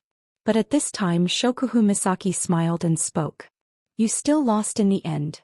Mikoto's smile froze and she glared at Shokuhu Misaki. "I didn't lose. I said I lost to the armament." Era. Shokuhu Misaki covered her mouth and giggled. "Misaka-san, I didn't know you'd find excuses for your loss." Mikoto clenched her fists and resisted the urge to shoot Shokuhu Misaki. She humphed coldly and turned her head away. Shokuhu Misaki was bored. For Shokuhu Misaki, teasing Mikoto is one of life's greatest joys. Chapter 404. Opening up the system, there was already a notification. His fight for ranking mission had already reached the top 10. Next it was time to fight for the top 3. However, the top 3, Wu Yan glanced at Astria and then at Mikoto before lowering his head in dejection. These two girls, if he were to go up against them, he wouldn't stand a chance against them. Astria's level is much higher than mine, she's even stronger than Jaffer. Plus, she's a melee angel. Her combat prowess is off the charts. She's one of the top 3 fighters in our group. I already had a hard time going up against Jaffer. I'm sure Astria will be a piece of cake if I go up against her. Mikoto's level is about the same as Jaffer's, but she's using her abilities. It's not wrong for her to say that she only lost to Sylph because of her gold armament. She can at least tie with Sylph without her gold armament. Jaffer, on the other hand, can't beat Sylph at all. Plus, a part of his strength is Mikoto's ability. Against Mikoto, the wielder of Uehara, Wu Yan doesn't think he can beat her with just the power of the electroshock user. If Mikoto can't beat her, then Sylph. It looks like the top 3 is out of the question for now. As for the Tower of Arena quest, Wu Yan is currently at the 6th floor. If he wants to challenge the floor master of the 6th floor, he can do so at any time. Unfortunately, this quest has no end in sight for the time being. Even Sylph, Ka, and Jaffer haven't cleared the 6th floor. This means that the strongest student in the Spalier World Academy is currently stuck on the 6th floor. Even if he goes up, he won't stand much of a chance. The 2 quests in Silveria World Institute won't make any progress in a short period of time, unless I reach level 70. After the battle with Jaffer, Wu Yan noticed that he leveled up to level 69. One more level and Wu Yan will become a true tier 8 powerhouse. When that happens, Wu Yan, who can challenge those above him at tier 7, can challenge the 6th floor of the Tower of Arena. However, this one level might seem easy, but it's actually very far away. After all, tier and level are 2 completely different things. Wu Yan still remembers how long it took Mikoto to level up. If it wasn't for the help of the 20,000 sisters who fought in the Behemoth Forest, he wouldn't have reached level 69 even if he defeated Jaffer. That's why it's going to take a lot of effort to level up. Should I make another plan? The girls in the room noticed Wu Yan's silence. They all turned to look at Wu Yan. "What are you thinking about?" Shokuhu Misaki was the closest to Wu Yan, so she was the first to notice Wu Yan's contemplative expression. Wu Yan's expression told her that Wu Yan has something to announce. Looking at the girls, Wu Yan made up his mind and he told the girls, "I am thinking maybe we should head to the next dungeon world." The girls looked at Wu Yan. Chuju came to Wu Yan's side and asked, "Why do you want to go to a dungeon all of a sudden?" Wu Yan shrugged and helplessly continued, "You guys know that I have 2 missions in the academy, right? Currently, these 2 missions are within the scope of my abilities. I can't do anything more than that with my current strength." "Super, is that so?" Kinuhata Sayai tilted her head and looked at Astria. "If you super make Astria surrender, wouldn't you be able to super complete the fight for ranking mission? If only it was that easy." Wu Yan rolled his eyes and continued in an annoyed manner. "The problem is that the system doesn't recognize it. If there isn't a huge disparity in strength, then that's fine. The system can still determine if the user is competent enough so it will recognize it. However, between me and Astria, honestly, don't you think there isn't a huge disparity in strength between us?" The girls laughed dryly when they heard Wu Yan's words. They agreed that Wu Yan and Astria's strength was too far apart. "So, you want to enter a dungeon and use the time difference between the dungeon and the Spalier world to level up?" Shokuhu Misaki asked in realization. This is one of the reasons why I can earn some points. I can exchange them for abilities or armaments to increase my strength. Of course, this is only one of the reasons. Wu Yan smiled mysteriously. He extended his hand and a beautiful crystal appeared in his hand. The girls stared at it in awe. Mysterious crystal? Chuju asked hesitantly. Isn't that the mysterious crystal he got from Butler Whirlwind? Under the watchful eyes of the girls, Wu Yan nodded and he raised the crystal above his head. When I was in the magic catalog world, I obtained 2 special items, Control Brain and Dark Matter Crystal. According to the system, these 2 special items are used to unlock the mysterious crystal. Shokuhu Misaki narrowed her eyes and said thoughtfully. So, you're saying you're going to the dungeon to unlock the mysterious crystal? That's right. Wu Yan smiled. I've asked the system. There's a total of 5 special items needed to unlock the mysterious crystal. These 5 special items aren't fixed. As long as they're related to the unsealing of the mysterious crystal, then it'll be enough. The Control Brain and the Dark Matter Crystal are 2 of the 5 special items needed to unlock the mysterious crystal. As for the remaining 3, I'm not very clear about their specific qualities for the time being, but I do have a clue about one of them. So you're saying? Chuju wrinkled her nose and looked at Wu Yan. The dungeon you're going to is the one with the unlocked items? Wu Yan nodded. The girls fell silent. Shokuhu Misaki rested her chin on her hand and muttered to herself. Little Yen, I'm afraid I can't go with you this time. Wu Yan was stunned. He looked at Shokuhu Misaki and asked. Why? Shokuhu Misaki shook her head regretfully. It's because Astria became the champion and Starlight Queen became the target of public criticism. There are a lot of things to deal with and the 5 of us won't be able to leave for the time being. Since you're going to the dungeon, you'll have to stay for at least a month or 2. That's about a day here. If I'm not at HQ for an entire day, something will go wrong. Shokuhu Misaki clasped her hands and apologized. I'm sorry, little Yen. Astria, Aad and Frenda to Kitsubu and I won't be able to go with you this time. I'm not going either. Mikoto clenched her fists and said angrily. I still want to get my revenge on Sylph. I won't rest until I defeat her. Oniai-chan, Flan can't go either. Flandra-chan stuck her tongue out. If Flan isn't here, Liline-chan will be lonely. Since everyone else isn't going, then I'll pass as well. Even if you stay there for a year, it'll only be 3 or 4 days here. Chuju waved her hand with a smile. Wu Yan's mouth was wide open as he looked at the girls who refused to go with him. He didn't expect this to happen. He slowly turned around and looked at Ikaros. Before Wu Yan could say anything, Chuju and Mikoto pulled Ikaros away and said in unison. If you take Ikaros away, who's going to cook for us? Wu Yan almost couldn't catch his breath.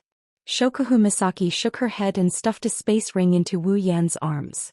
She blinked her eyes cutely. Looks like you'll have to go to the dungeon by yourself. Inside the space ring are some magic crystals and other items that we sisters collected in the Behemoth Forest. I'll give them to you as a parting gift. Wu Yan's face was covered in tears. Chapter 405. Shokuhu Misaki's parting gift was given to him by Shokuhu Misaki. Wu Yan took a look at his character status and let out a long sigh. He clearly had 9 girls by his side, but in the end he was reduced to a situation where he had to challenge the dungeon alone. Was there anything sadder than this in the world? If you guys don't want to go, then so be it, I will go alone. After he said that, he turned around and ignored the girls in the room. Seeing Wu Yan throwing a tantrum, the girls couldn't help but giggle. Wu Yan is pretty cute when he's throwing a tantrum. Of course, they can only say this in their hearts. If Wu Yan finds out that they called him cute, he's going to be in big trouble. With his personality, he's going to use his actions to prove that he's not cute, and he's going to drag them down with him. Wu Yan opened up the dungeon tab. His wine-red eyes scanned the screen. Not long after, his gaze stopped on one of the dungeon names. Date Battle. This is Wu Yan's goal. In fact, using such a world to level up was very unwise. Although there were many powerful sprites in the world of Date Battle, there were no less than 5 or 6 of them. However, there were only a few sprites that could be used to level up, and then there was nothing else. Even if he farmed all of them, it's hard to say whether or not he could reach level 70. Plus, the elves in Date Battle are all ridiculously strong. Conservatively speaking, they're all at Astria's level. Even if he wanted to farm them, would he be able to do it? That's why he chose Date Battle. His main goal isn't to level up, it's to unlock the mysterious crystal's special item. According to the system, one of the items needed to unlock the mysterious crystal must contain spatial properties. In the Date Battle world, the item that appears the most is the Spacequake. And after asking the system, the answer given by the system was that it was possible. As for the matter of leveling up, 100 days in the other world was only 1 day in this world. Once he obtained the item to unlock the mysterious crystal, he would choose another world to level up. However, he needs to bleed a little bit. Beep. The Date Battle world is inactive. Beep. Please activate the Date Battle world. Activation cost: 200,000 equipment points, item points, ability points, summoning points. Do you wish to activate? 200,000 equipment points, item points, ability points, summoning points? Wu Yan's lips twitched as he clicked on the activation button. Then he clicked on the activation button with an expressionless face. Beep. 200,000 equipment points, item points, ability points, summoning points have been deducted. Date Battle World activated. Ding. Date Battle World successfully activated. Character: Wu Yan. Ability: True Ancestor Bloodline, Infinite Martial Arts, Electromaster, LV5. Equipment: Kaibao of Wang D rank. Summons: Misaka Mikoto, Katsura Hinajiku Ikaros, Astria Flandra. Scarlet Shokuhu Misaki, Kinuhata Sai, Frenda, Takitsubu Riku Misaka Sisters. 20,000. Equipment points: 120000 item points, 800000 ability points, 120000 summoning points, 180000 level, 69. After deducting 100,000 points from each of the 4 types of points, the Date Battle column lit up. Looking at the Date Battle column, Wu Yan's pained expression slowly eased up. Glancing at the girls in the room, Wu Yan waved his hand. Well then, I'm leaving. Wu Yan clicked on the Date Battle section. After a flash of light, Wu Yan disappeared from the spot. The girls looked at the spot where Wu Yan was standing. Suddenly, Shokuhu Misaki seemed to have thought of something and she screamed in shock. Not good. The sudden scream startled the girls, and when they recovered, Mikoto immediately pointed at Shokuhu Misaki in dissatisfaction. Why are you screaming all of a sudden? If it was any other time, Shokuhu Misaki would have retaliated. But this time, Shokuhu Misaki had no intention of doing so. Instead, she stood up from her bed. Biting her lips, Shokuhu Misaki said regretfully, I should have known. If I knew, I would have followed him even if he disbanded Starlight Queen. The girls looked at each other in confusion. Why did Shokuhu Misaki suddenly go back on her words? Shokuhu Misaki glanced at them and said, What do you guys think if Xiao Yan brings a girl back? Hearing this, all the women froze in place. After a while, Astria smiled awkwardly and raised her hand weakly. I don't think so. Everyone turned to look at Astria. Astria shrunk her head and kept quiet. Mikoto narrowed her eyes. A dangerous glint flashed in her brown pupils. If Yen brings a girl back, I won't let him get away with it. The girls nodded in unison. Their faces were filled with determination.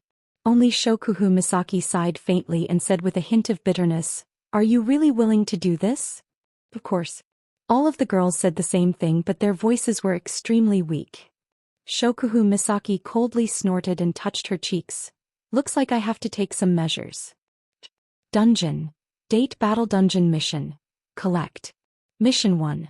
Materialize all the dimensional quakes in the world and collect them. Current progress. 0. 10 mission reward.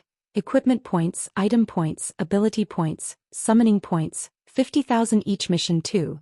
Yet to be activated. Mission 3. Yet to be activated. Beep. User, you will only be able to leave this instance dungeon after completing all the quests in this instance dungeon. When Quest 1 is completed, Quest 2 will be activated. When Quest 2 is completed, Quest 3 will be activated. When Quest 3 is completed, user will be able to leave this instance dungeon. Reminder: the time ratio between the real world and the real world is 100. 1. User can train in this dungeon without worry. Have a good time. When Wu Yan recovered from the dizziness caused by the teleportation, The mission notification rang in his ears. Wu Yan felt refreshed. His purpose for coming to this world was to collect spaceships. Unexpectedly, the quest for this instance dungeon had always been this one. This was just right. He slowly opened his eyes, and when he saw the scene in front of him, he jumped in fright. There's nothing in front of him, it's just pitch black.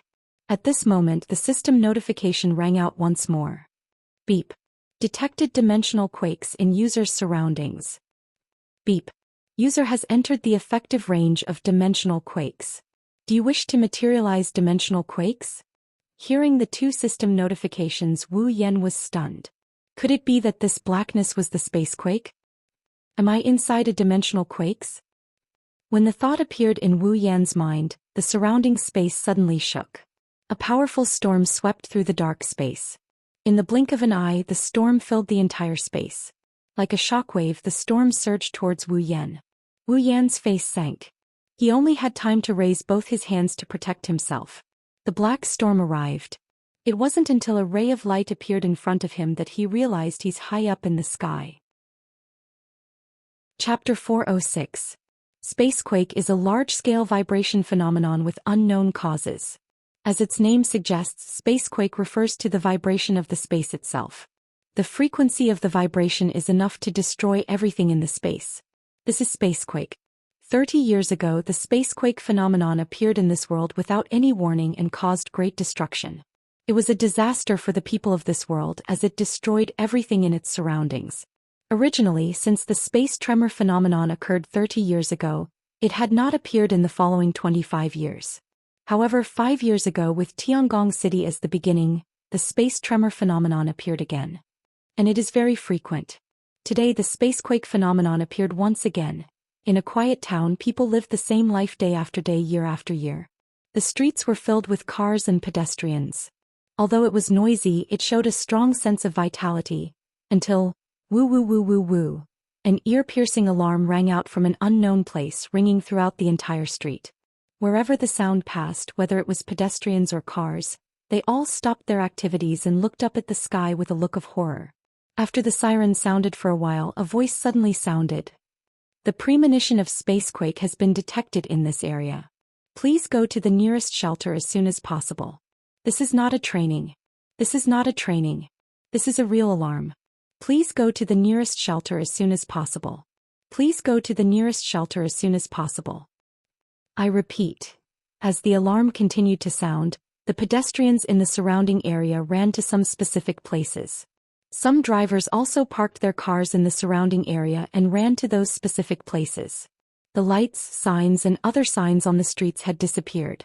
Instead, they were replaced by the words "Spacequake Warning," which kept flashing on the signs. Then, on some street parking lots, the parking areas suddenly sank and were protected by some thick steel walls. The pedestrians all ran into some underground driveways, underground tracks, and so on. The steel walls also spread out from the side, protecting these areas tightly. Then these areas all sank into the ground. Some of the pedestrians who had yet to enter the shelter were heading to specific locations in an orderly manner.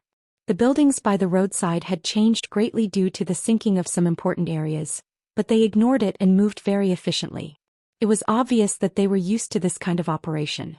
It was unknown whether it was because of the frequent occurrence of spacequakes or because they had a special rehearsal. Perhaps, it was a combination of both. It wasn't until all the residents in the vicinity had entered the shelter and some of the important areas were protected that the sirens finally stopped. What followed was a desolate town and a chilling silence. Until a certain moment, a black light spot appeared at the center of the town and quickly spread to the surroundings. In the blink of an eye, it has spread to the point that it is bigger than a football field. Wherever the huge black light ball went, no matter if it was the buildings, the streets, or the ground, everything was inevitably turned into ruins. The ground directly exposed the rock plate and a deep hole was blasted open. After an unknown amount of time, the black light ball slowly stopped and turned into a black filter and disappeared. If it was not for the collapsed buildings and the deep hole in the ground, I am afraid that everything that happened just now would be considered a dream. In the center of the deep hole, a figure wearing a white and gold robe that's similar to a noble's uniform quietly stood there. Slowly opening her eyes, a pair of wine-red gem-like eyes appeared in her eyes. She looked as if she just woke up from a dream and raised her head. Gorgeous clothes and a pair of beautiful red gem-like eyes. Even if the newcomer's face is the type that needs to be looked at carefully to see the beauty, she is still very elegant and graceful. However, in the next moment she made a move that completely broke this elegant temperament. Under the influence of the wine-red eyes, the charming face directly collapsed. She raised a hand and wiped the cold sweat on her forehead. Then a curse came out from her mouth. F***ck. Must you trick me like this every time? This is not without reason. Wu Yan has entered a total of 3 dungeons. In these 3 dungeons, other than the Whirlwind the Butler world where he entered the Magic Catalog world, because of the character setting he became a scumbag who molests innocent women. This time, because of the lesson from last time, Wu Yan did not use the character insertion card. Instead he directly fell from the sky together with the spacequake. Is there anything worse than this? Of course there is.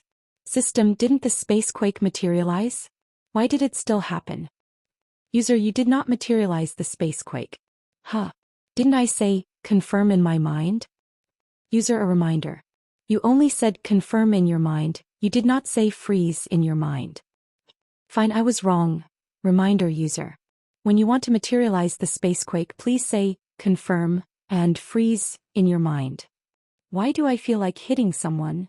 At this time a few stars suddenly lit up in the distant sky. It attracted Wu Yan's attention. He looked up and saw 5 girls in mechs carrying various mechanical weapons. With the support of a flamethrower, they were flying towards him at an extremely fast speed.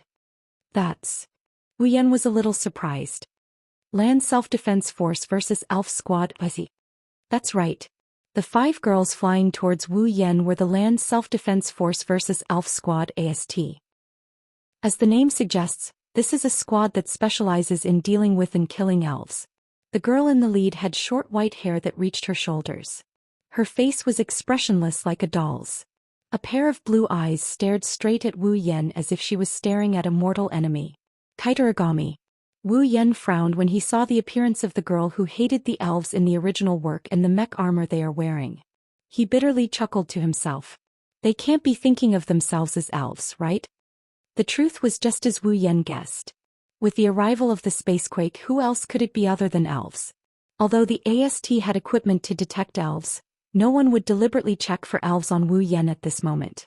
Only elves could come with the arrival of the spacequake. This idea was already deeply ingrained in the hearts of the AST. The 5 AST members, including Kite Origami, were stunned when they saw that the elf beneath them was a man. A trace of doubt flashed across their eyes. As far as they know, the elves that have appeared in the past were all female. Why is there a male now? Of course, this thought only lasted for a moment before it was thrown to the back of their minds. Just because they haven't seen elves before doesn't mean they don't exist. Their mission is to kill elves, not female elves. Therefore, when they approached again, the 5 girls raised their weapons at the same time. In the next moment, countless cannonballs were fired from their weapons and bombarded Wu Yan. The wine-red pupils of Wu Yan's eyes were fixed.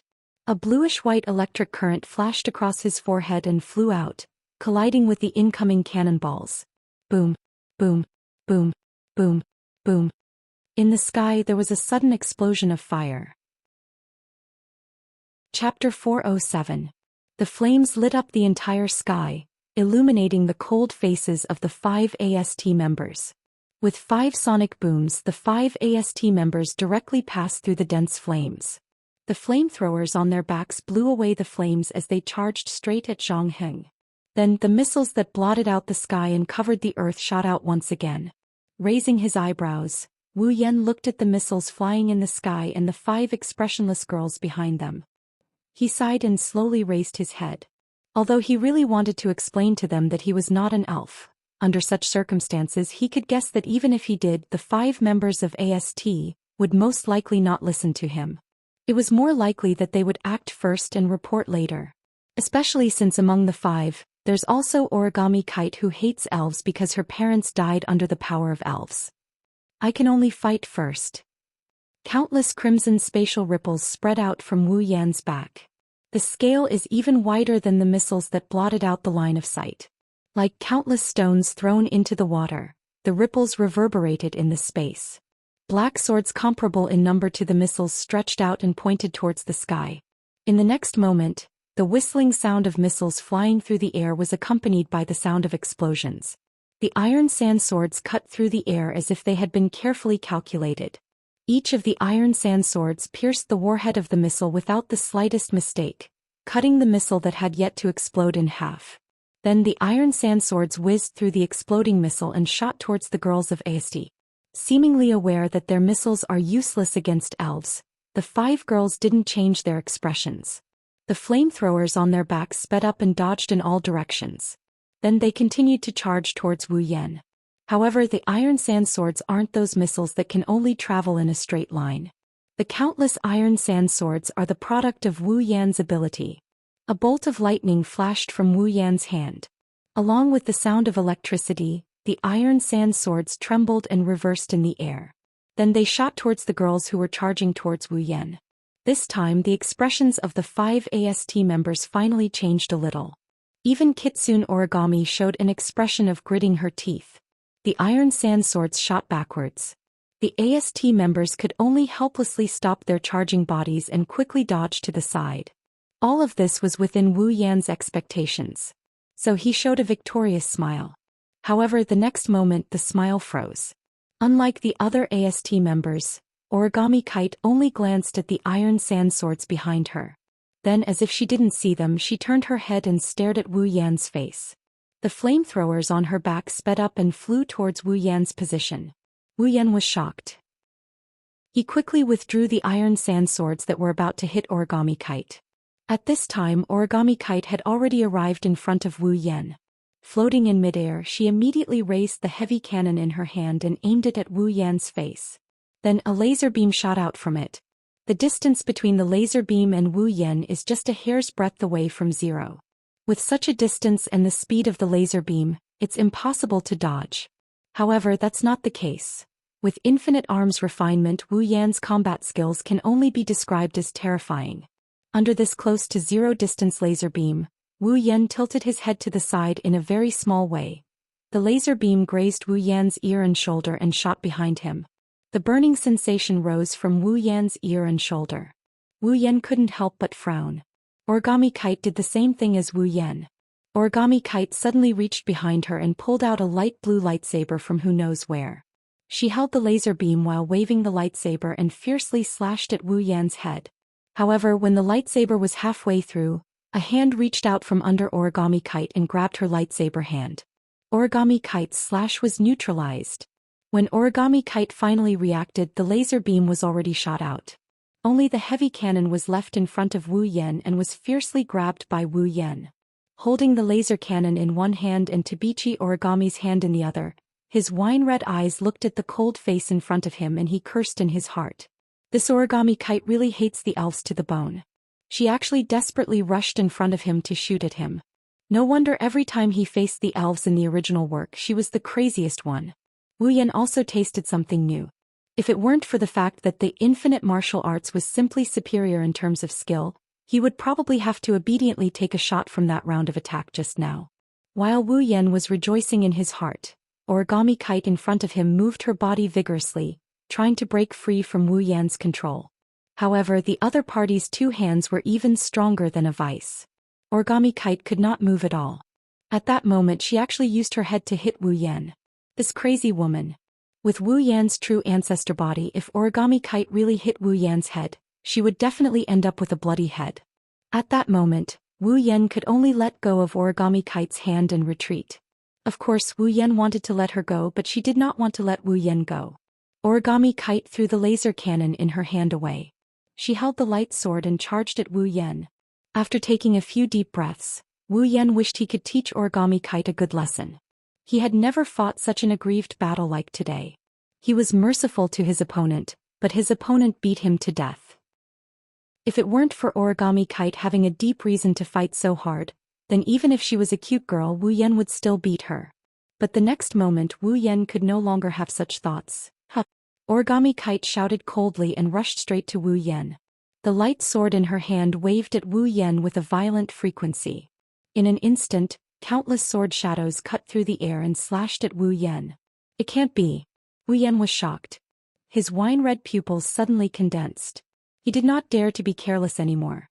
With a hook of his finger, an iron sand sword shot down from the air and into Wu Yan's hand. With a stab, the iron sand sword stabbed one of the sword shadows. Suddenly, the countless sword shadows disappeared with Wu Yan's stab. The light sword in Origami Kite's hand was blocked by the iron sand sword. Origami Kite pulled back the light sword. Her body spun rapidly. The light sword in her hand was danced by Origami Kite into a sword wheel and slammed into the iron sand sword. Almost as soon as they collided, the iron sand sword broke with a kacha sound. Holding the remaining half of the iron sand sword, he couldn't help but be stunned for a moment. He couldn't stay calm anymore. This Origami Kite was just an ordinary person. How could her combat power be so heaven-defying? At this time, Wu Yan remembered that in the original work, Origami Kite was an existence that could fight hand-to-hand with the elf knight sword god Toka. Although a large part of Origami Kite's combat power was supported by the equipment provided by the AST, this could not hide Origami Kite's terrifying close combat ability. An ordinary person could actually fight against an elf. Even if she relied on equipment, it was enough to cause a storm in Wu Yan's heart. Sure enough, there was no girl in the 2D world who could not defy the heavens. Looking at the charging Origami Kite, Wu Yan looked up to the sky and sighed. There was no other way. If he held back, he would really be defeated. A pair of wine-red pupils turned and a golden light flashed. Suddenly, the moment Wu Yan was about to use his strength, the ground under Wu Yan's feet opened up. Wu Yan, who could not react in time, was directly swallowed in. Then it returned to its original state. Wu Yan only had time to save *Z before falling in. Chapter 408. On top of the ruins, Origami stared blankly at the ground where Wu Yan was supposed to be standing. She only reacted when the ground returned to normal. Don't even think about running away. She didn't know what happened, but it was a fact that the elf disappeared in front of her. Origami bit her lips and raised her lightsaber to smash the ground. But when the ground broke open, it wasn't the cave where the elf was taken away but a thick layer of steel plate. How did this happen? Origami was stunned. Could it be that someone deliberately saved the elf? Damn it. Origami raised her lightsaber again and slashed at the steel plate. But this time it didn't even leave a scratch. Koichi Origami was not willing to give up. He waved his lightsaber again and again, trying to break the steel plate in front of him and kill the elf. For a moment, there was a continuous sound of swords clashing in the desolate ruins. What happened? At this time, the other 4 members of AST flew over and stopped in front of Origami. They couldn't find a chance to intervene at all. After Wu Yan disappeared, they still didn't know what happened. Her comrade's arrival calmed her down. She was originally a girl with no morals. If it wasn't for the fact that her opponent was an elf, she wouldn't have lost her composure. She glanced at the steel plate on the ground and said expressionlessly, "The target escaped." After that, Yoichi Origami no longer spoke. The other girls also knew Yoichi Origami's personality, so they didn't ask any more questions. Of course, the cause and effect were more or less guessed by them. The 4 AST girls looked at each other and flew into the sky together, raising the heavy cannons in their hands. Seeing this scene, Tobi Origami also left the place immediately. Then countless cannonballs fell from the sky and landed on the steel plate. Under the ground, Wu Yan, who was caught off guard, used fine iron particles to wrap around his body. He stabilized himself and floated in the air. He looked up and saw that the space above him was completely covered by a thick layer of steel plate. Wu Yan could faintly hear an explosion coming from above the steel plate. He knew that it was either Origami or AST attacking the ground. He stayed silent for a while until he confirmed that AST couldn't break through the steel plate. Only then did he let out a sigh of relief. Although he's not happy about being tricked by such a retarded trap, he has to admit that this trap came at the right time. At least it solved his immediate problem. If it wasn't for this trap, he would have to take down Tabichi Origami first. That's not a big deal. The scary thing is that if he was the one being taken down, he would be in big trouble. Wu Yan doesn't think that Tabichi Origami would let him go. Don't think that Wu Yan was joking. He understood that with Origami's ability and AST's equipment, she wouldn't be at a disadvantage against a rank 8 powerhouse. Wu Yan is only level 69. His true strength is around rank 8. If he's not careful, Origami might succeed. Although he's a primogenitor, so he won't die. He tilted his body downwards and his lips started twitching when he saw the bottomless pit. Who has a grudge against me? Who is the one who tricked me in the name of saving me? Such a deep pit, is it to save me from the sea of bitterness, or is it to directly throw me to my death? After cursing in his heart, Wu Yan sighed. No matter what, he fell into this pit on purpose. Since the other party helped him block Ast's attack, it shouldn't be an enemy. Let's go down and take a look. Wu Yan's wine-red eyes stared at the space below. He swooped down and flew down. The more he flew down, the more Wu Yan was sure that the guy who made the pit was trying to kill him. He's been flying for about 10 minutes and there's still no bottom. Wu Yan started getting impatient as he looked at the monotonous rock trays. After 20 minutes, the ground finally appeared in front of him. However, Wu Yan didn't feel happy at all. Because there's a person there. A man with blonde hair and brown eyes who looked like a handsome Western man. Wu Yan narrowed his eyes when he saw this person. Information about this person instantly appeared in his mind. Kanazuki Kuhei, Ratatosker's deputy commander. Ratatosker is an organization similar to AST. The reason why they are similar is because Ratatosker and AST are specialized in dealing with elves. The only difference is that AST advocates killing elves while Ratatosker advocates rescuing elves. The person in front of Wu Yan is Ratatosker's deputy commander. He's a person who left a deep impression on Wu Yan. Of course, there are two reasons why he left a deep impression on Wu Yan. First, Ratatosker's deputy commander is Kanazuki Kuhei. The commander is Itsuka Kotori, one of the main female characters in the original novel. Second, Kanazuki Kuhei is a masochist. On the other hand, Kanazuki Kuhei didn't know that Wu Yan already knew everything about him. He looked at Wu Yan with a serious expression on his face. If one were to look at him from the surface, one wouldn't be able to tell that this handsome man with Western features is a masochist. After a while, Wu Yan landed in front of Kanazuki Kuhei. He stared at him with his red eyes. Kanazuki Kuhei felt pressured. Kanazuki Kuhei took a deep breath and bowed to Wu Yan. Nice to meet you. I am Kanazuki Kuhei, Ratatosker's deputy commander. Wu Yan smiled faintly. Of course he knows about this. This isn't what he really cares about. So, you were the one who stopped those who wanted to kill me? Yes. Why? Kanazuki Kuhei stood up and looked at Wu Yan. Our commander wants to see you. Itsuka Kotori wants to see me? Wu Yan flinched for a bit, then he understood what happened. Ratatosker's goal was to save all fairies. He came to this world along with the spacequake, so there was no way Ratatosker didn't notice him. However, Itsuka Kotori should know how powerful the elves are, and they don't have a good relationship with the humans. Why would she send someone to bring me to her in the first place? Isn't she afraid that I'll kill this masochist? Or does Itsuka Kotori already know that I'm not a fairy? With that in mind, Wu Yan tilted his head and said, if that's the case, lead the way. Kanazuki Kuhei froze and looked at Wu Yan in shock. He thought it would take a lot of effort to bring this powerful guy to Ratatosker's headquarters. He didn't expect Wu Yan to be so straightforward. However, it's still a good thing that he achieved his goal. Kanazuki Kuhei smiled. Well then, please follow me. Just as Kanazuki Kuhei was about to lead the way, Wu Yan suddenly spoke. Oh, right.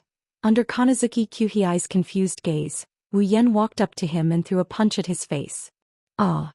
Kanazuki Kuhei screamed in pain and was sent flying. Wu Yan blew on his fist and walked forward. This is what you get for tricking me. Chapter 409. Above Heavenly Palace City 15,000 meters away. This is an endless stretch of sky, there's not a single cloud in sight. Birds don't pass by here either. The only thing here is strong enough to blow a person away. However, when the wind blows past a certain area, it will strangely split into two and can't go any further. It's as if there's a wall in front of them that's blocking their path. That's exactly what happened. In a place that can't be seen with the naked eye, there's a huge airship floating in the air. It's like a flying fortress, guarding it without anyone noticing. Fraxinus was the name of this airship. It could also be called the headquarters of Ratatosker. Under Kanazuki Kuhei's lead, Wu Yan boarded the airship. He followed Kanazuki Kuhei to the command room. The commander of Ratatosker, Itsuka Kotori, is waiting for him. Looking around the interior of Fraxinus, Wu Yan couldn't help but sigh. In this world, technology has developed to a certain degree. Whether it's the existence of Fraxinus or the powerful equipment in AST, it's clear that this is the case. In terms of technological power, the world of Date Battle was definitely not inferior to the Academy City of the Magic Catalog world. It's just that in this world all of the technology was developed for the elves. In some aspects compared to Academy City, this world was still lacking. However, in terms of using technology to increase one's strength, this world was undoubtedly more advanced, at least in terms of the elves. After passing through a series of automatic doors, another one opened and a spacious command room appeared in front of Wu Yan. On the opposite side there was a screen that was even bigger than a movie screen. Under the screen there were 2 rows of seats. Above the seats, there was also a screen that was about the size of a television. Directly opposite the screen there was a high platform. That high platform was the commander's station. When Wu Yan saw the command center, Wu Yan stopped and looked at it. There's a petite figure sitting there. Her long red hair was tied into 2 ponytails with black ribbons. The black ribbons stood on top of the ponytails, looking like 2 long ears.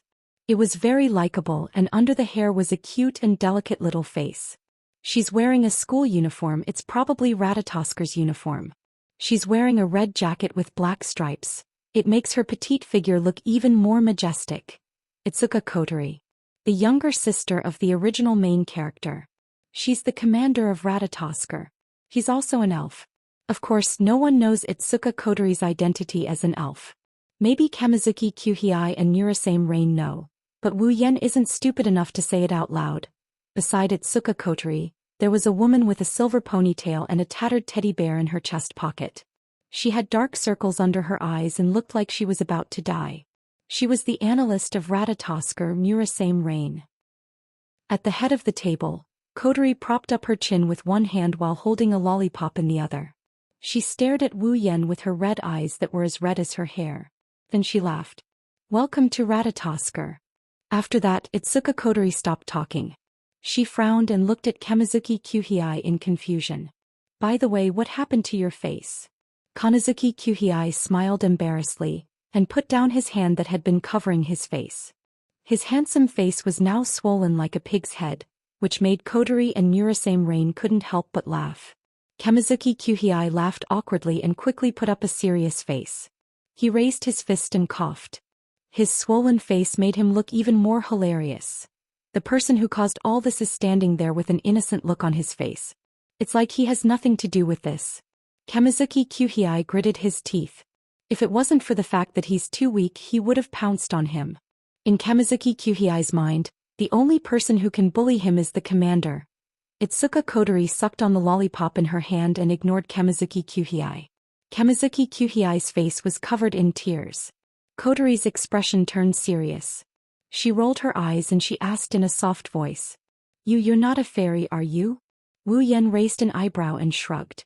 "I don't think I said I was an elf." Itsuka Kotori turned around and looked at the screen. Wu Yan descended from the sky with Spacequake and destroyed everything around him. "If you're not an elf, then why did you descend with Spacequake?" Kamizuki Kuhei and Rain Murasame stared at Wu Yan while Itsuka Kotori stared at the screen. The command room fell into a deafening silence. After a while the screen stopped and Itsuka Kotori looked at Wu Yan. It's obvious that she wants Wu Yan to answer her question. Wu Yan chuckled and looked at Itsuka Kotori. "Why can't I descend with Spacequake if I'm not an elf?" Wu Yan asked.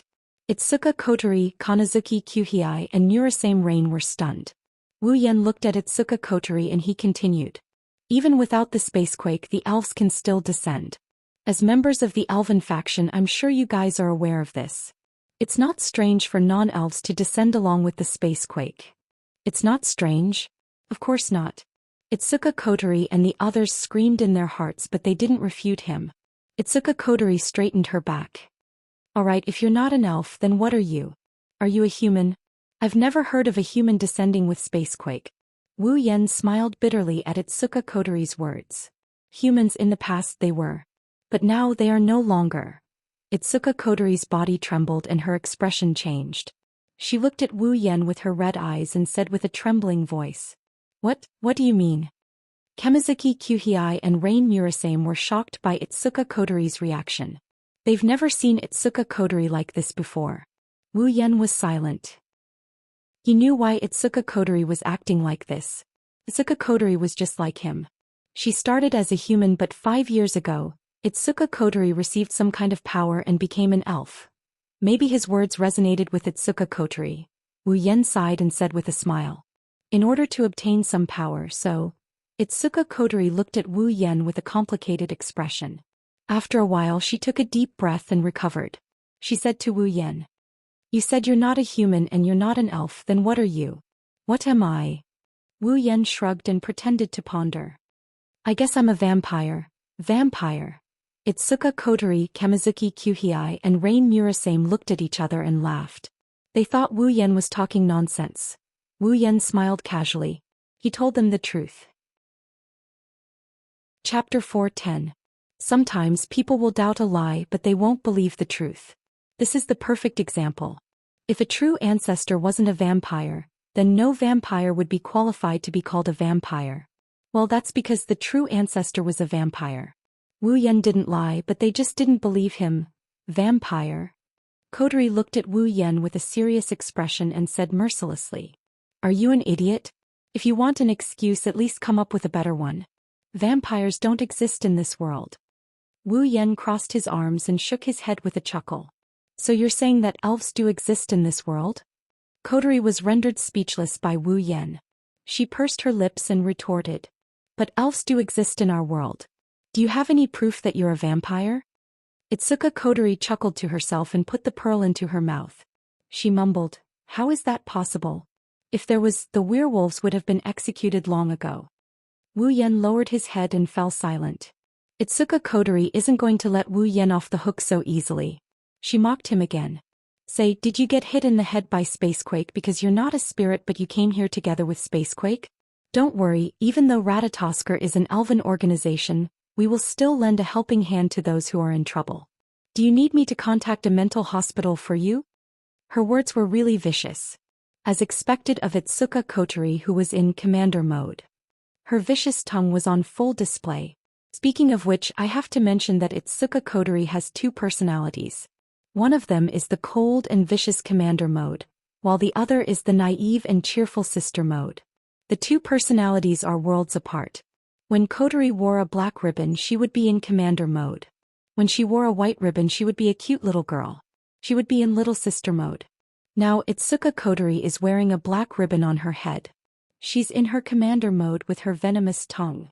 Just look at how venomous Itsuka Kodori can be when she's in this mode. She didn't hesitate to taunt Wu Yen when they first met. Kyuhei and Rain Murasame seemed to be used to Kodori's vicious tongue, so they didn't say anything. Kodori, on the other hand, had a bad feeling after mocking Wu Yen. Wu Yen started walking towards Itsuka Kodori on the command deck. Itsuka Kodori flinched and she wrinkled her nose. What are you doing?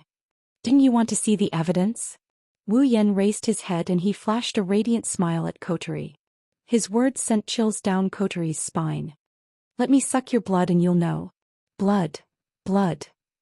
Itsuka Kodori shrunk her head subconsciously, but she quickly realized she was showing weakness, so she quickly straightened her back. Sure.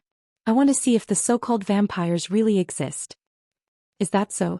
Wu Yen giggled and he jumped onto the command platform before Kanazuki Kyuhei and Murasame Rain could react. Kodori jumped in fright. Then I won't hold back. As soon as he said that, Itsuka Kodori felt her hair stand on end. She was completely dumbfounded. Wu Yen slowly opened his mouth and revealed 2 sharp fangs. Speaking of which, this is the first time Wu Yen bared his fangs. He didn't think that the first time he bared his fangs would be under such circumstances. But it's not a big deal. The first time he sucked blood, he sucked his own blood anyway. Itsuka Kodori is completely stunned. Wu Yen pressed down on her shoulders and he slowly inched his way towards her neck. Going, move. When Wu Yen spoke slowly, Kodori finally reacted. She saw the 2 sharp fangs in Wu Yen's mouth and she was scared. No, Itsuka Kodori yelled. She placed her hands on Wu Yen's chest and pushed him away with all her might. But how can she beat Wu Yen in terms of strength? As a result, a scene of rape unfolded in the spacious command room. Commander! Kanazuki Kyuhei was shocked. His handsome face. No, his pig face was furious. He forgot about Wu Yan's combat ability and rushed towards the command desk. Commander! I'm coming to save you. A foot appeared on Kyuhei Kanazuki's face as he was kicked off the podium. It was Itsuka Kotori's little foot that was kicking him off the podium while she was struggling to free herself. Stop. Stop it. Kotori pushed Wu Yen with all her might, but Wu Yen didn't budge at all. Kotori screamed with her eyes closed. For the first time in her life, Kotori wished that she still had her fairy power. Be a good girl and don't move. Let me suck you, Wu Yen said unhappily. Didn't you want to prove yourself? Why did you reject me? There's no need for that. There's no need for that. I believe you. Itsuka Kotori said with tears in her eyes. He did believe it. After all, the two sharp fangs might be fake, but the fear that came from the bottom of her heart was real. Her instincts told her that the person before her was indeed a vampire. Wu Yen stopped moving his mouth towards Kotori's neck. His lips curled into a smirk. Wu Yen looked at Kotori's face and smiled evilly. Do you really believe me? You don't need me to prove myself? No. Itsuka Kotori shook her head like a rattle drum. However, her head stopped abruptly and her eyes widened. She stared at Wu Yan's hand with disbelief. Wu Yan looked at Kotori in confusion. He looked at his hand and scratched his head. What's wrong? Is there something wrong? Kotori stared at Wu Yan's hand blankly. She didn't react at all. Suddenly, tears welled up in Kotori's eyes. She stood up and grabbed Wu Yan's hand. What are you doing? Wu Yan was shocked by Kotori's actions. Kotori ignored Wu Yan and reached for Wu Yan's hand. To be more precise, she reached for the white bracelet on Wu Yan's wrist. It's the sealing bracelet. Itsuka Kotori caressed the sealing bracelet on Wu Yan's wrist in a daze. Her eyes were filled with nostalgia, excitement, and enchantment. She looked like she had been searching for something for a very long time and now she finally found it. I say. Wu Yan stared blankly at Kotori. He asked awkwardly. What's wrong with you? Is there something wrong with my bracelet? Itsuka Kotori looked at Wu Yan with her red eyes. She seemed to be reminiscing about something. She raised her hand and her sleeve slid down. Wu Yan's pupils shrank when he saw the scene that appeared in front of him. The sealing bracelet. Wu Yan exclaimed. That's right. It's a red sealing bracelet in front of Wu Yan. So you do know him? Kotori exhaled. She stared at Wu Yan's face. She no longer felt like she just met him for the first time. Instead, she felt a sense of familiarity. How could this be? The sealing bracelet caught Wu Yan off guard. Itsuka Kotori opened her mouth and said, Don't worry, Wu Yan can't handle it. Hey, do you want to join Ratatosker? Chapter 4:11. Listen up. Don't let the cat out of the bag in front of my family. Otherwise you'll have to sleep on the streets. Kotori reminded Wu Yan for the nth time in front of her house. It seems like she's worried about Wu Yan's character. Wu Yan's heart twitched when he saw that. Wu Yan wanted to look up at the sky and let out a long sigh, but when he raised his head and saw the house in front of him, he stopped what he was about to do and his expression turned weird. How did he end up going home with Itsuka Kotori? Wu Yan himself is confused as to why he ended up going home with her. When he saw the red sealing bracelet on Itsuka Kotori's wrist, Wu Yan's mind went haywire. He had no idea what's going on here. It was his first time in this world and it was his first time meeting Kotori. Why was she wearing the sealing bracelet? Could it be that the sealing bracelet exists in this world? As soon as the thought popped up in his mind, the system notification told Wu Yan that the sealing bracelet can only be found in the system. In other words, the sealing bracelet on Kotori's wrist came from the system. But then again, there's no way to explain this. He and Kotori just met today and they didn't know each other at all. He's never been to this world before. More importantly, other than that time with Flandre-chan, he's never exchanged for another sealing bracelet. Where did the sealing ring in the Five Rivers Zither come from?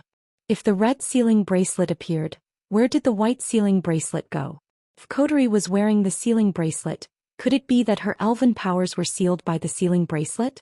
These three questions have been lingering in Wu Yan's mind ever since he saw the sealing bracelet on Kotori's wrist. When Kotori asked if he wanted to join Ratatosker, Wu Yan nodded.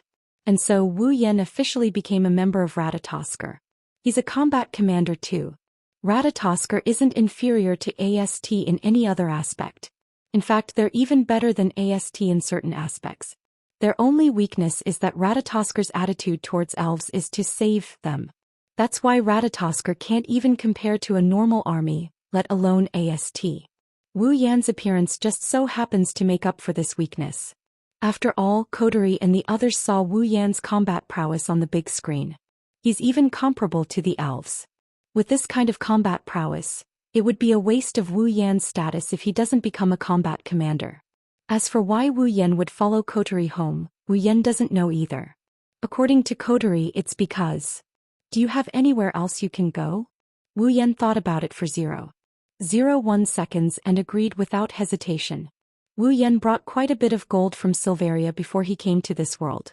It's more than enough for him to buy a villa. But rather than living in a house by himself, he might as well go home with a cute girl. Wu Yan is also curious about the main character of this world, Itsuka Shido. The main characters of Whirlwind, the Butler and Magic Catalog, are both unlucky.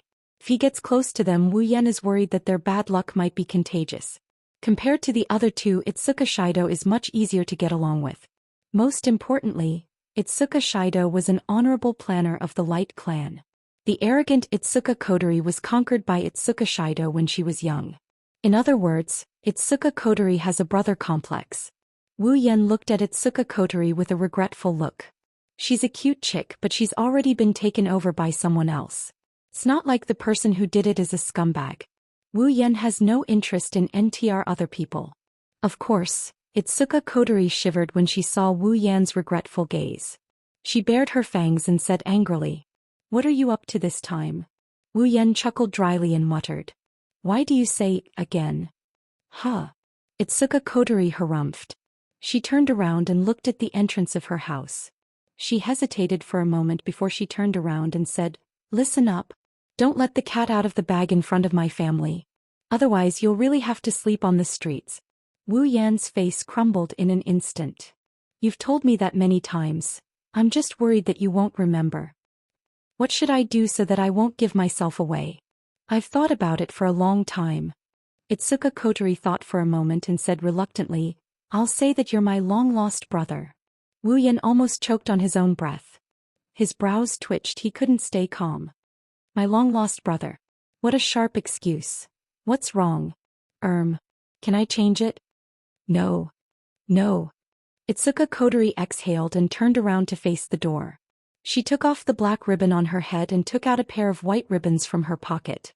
She put them on her own head. Wu Yan's eyes lit up. He watched Itsuka Coterie's actions with interest. He knew that she would turn into a cute little sister after putting on the white ribbons. Wu Yan was looking forward to it. Wu Yan's expectations were proven right. When Itsuka Coterie turned around again, the cold expression on her face was gone. It was replaced by an innocent and cute smile. She blinked at Wu Yan and said with a smile, "Go in, Oniiton." When that soft Oniiton entered Wu Yan's ears, an inexplicable warmth filled his body. It's as if he's soaking in a hot spring. It's comfortable to the extreme.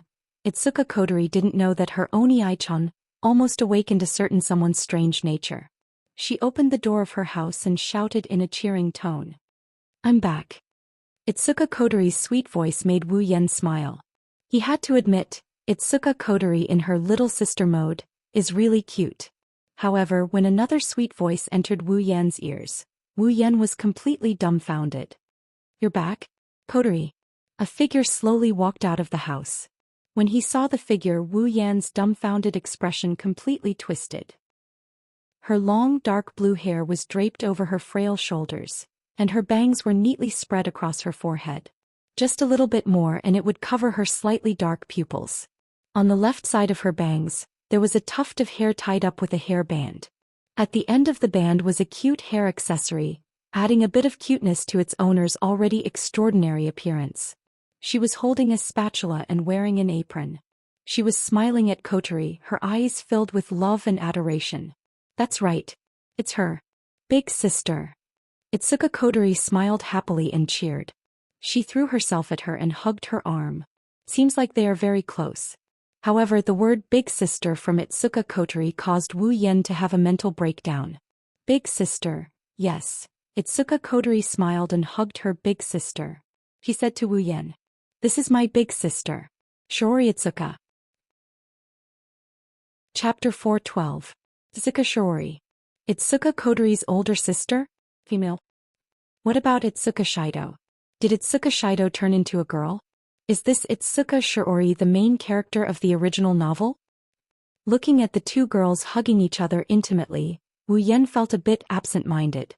He had imagined a lot of situations where he would come into contact with the main character, but he didn't expect the final outcome to be like this.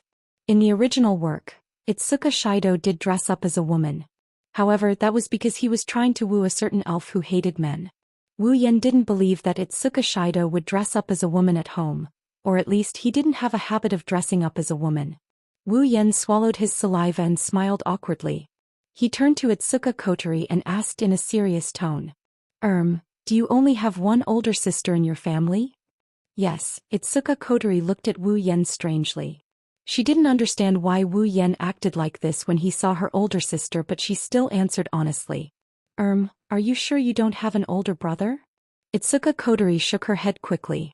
Her two red ponytails swung back and forth, giving her a youthful vibe. Nope, I only have one older sister. Wu Yan's mouth twitched. In his mind, the thousands of tables in front of him have been destroyed by Wu Yan in the most violent way possible. He didn't expect Itsuka Shido to really turn into a girl. At this moment, Wu Yan felt like the date battle world that he was familiar with has become a stranger. The sealing ring that appeared out of nowhere.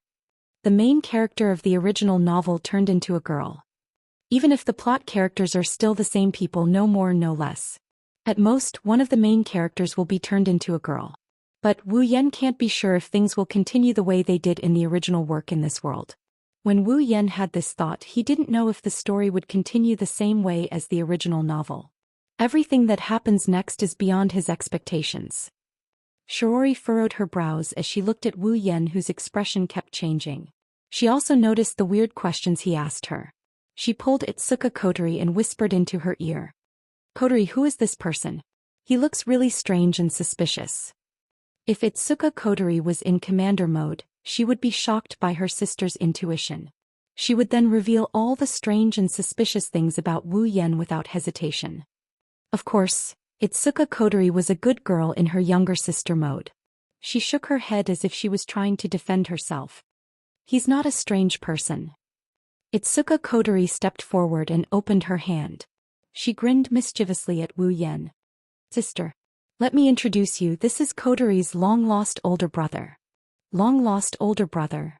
Itsuka Kotori's words didn't make Shiori feel relieved. It made her even more confused. Kotori, how come I've never heard of you having a long-lost older brother? It's reasonable for Shiori to ask such a question. After all, Shiori isn't Kotori's biological sister. Even though Shiori and Kotori have been living together for a long time, Shiori isn't sure if Kotori has a long-lost older brother. Kotori scratched her head and stuck her tongue out at Shiori. She said embarrassedly. It's because I didn't know before, I only found out recently that I have an older brother. Is that so? Shiori was still confused. She didn't know where Kotori found out she had a brother and where did she go to find him. Shiori was confused about all of this. However, when she saw Kotori's mischievous look, she knew she was familiar with Kotori. At the very least, she won't be able to get any answers from Kotori. Shiori looked at Wu Yan. She had her doubts, but since Kotori said so, Shiori had no choice but to believe her. They still have a long way to go. Shiori decided to help Kotori keep an eye on her. She didn't want the naive Kotori to get scammed. Welcome to the Itsuka family. Shiori smiled at Wu Yan and bowed. I'm Shiori Itsuka. I'm Kotori's legal older sister. Nice to meet you. Of course not. Wu Yan turned his head away. To be honest, he really doesn't know how to deal with this feminine main character of the original work. Whether or not the main character is feminine has nothing to do with him, but the fact that Wu Yan was caught off guard is a fact. Suddenly, Wu Yan's eyes lit up and he looked at Itsuka Kotori, who was giggling. The protagonist is feminine. In other words, Itsuka Kotori was not conquered by the main character. Wu Yan, who was feeling a bit depressed because things didn't turn out the way he had envisioned, the gloomy mood of a second ago suddenly brightened up. Even his mood became a lot more cheerful. Kotori didn't know she was being targeted by a wolf. She saw Wu Yan's expression change and his eyes darting around. He didn't even greet Shiori. This made Kotori anxious. To prevent the atmosphere from turning awkward, Kotori jumped out and faced her older sister. Sis, Oni-chan will be living with us from now on. Please make sure to cook for one more person. I see. Shiori nodded and smiled at Wu Yan. Then I'll go help this. Wu Yan and Kotori knew that Shiori didn't know how to address the other party. Wu Yan didn't even introduce himself since the start of the meeting. Wu Yan wanted to introduce himself, but Kotori thought Wu Yan was still in a daze. She quickly said, Sis, Oni-chan's name is Itsuka. Itsuka. Kotori's eyes lit up and she said something that left Wu Yan flabbergasted. Shido. Oni-chan's name is Itsuka Shido. The name, Itsuka Shido, reverberated throughout the room. The three of them reacted differently. Kotori had a smile on her face as if she was proud of herself for coming up with a good name. Shiori, on the other hand, had a weird expression on her face. The name, Itsuka Shido, and Shiori, sound more like a pair of siblings. Wu Yan, on the other hand, who already has the name, Itsuka Shido, his heart contracted. His expression changed to one of embarrassment. Itsuka Shido. My name. How should I react? Wu Yan forced a smile as he looked at the happy Kotori. Itsuka Shido. Kotori made a funny face at Wu Yan. She tried to tell herself not to be so embarrassed. How would Kotori know what the name, Itsuka Shido, represents? Is there anything you're not happy about? Oni-chan.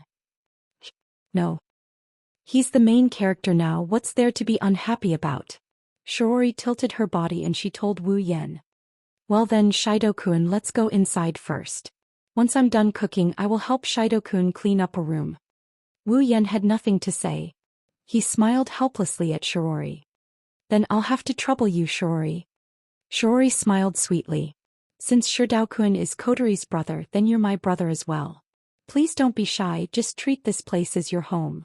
Oni-chan, let me introduce you to this house. Itsuka Kotori nodded.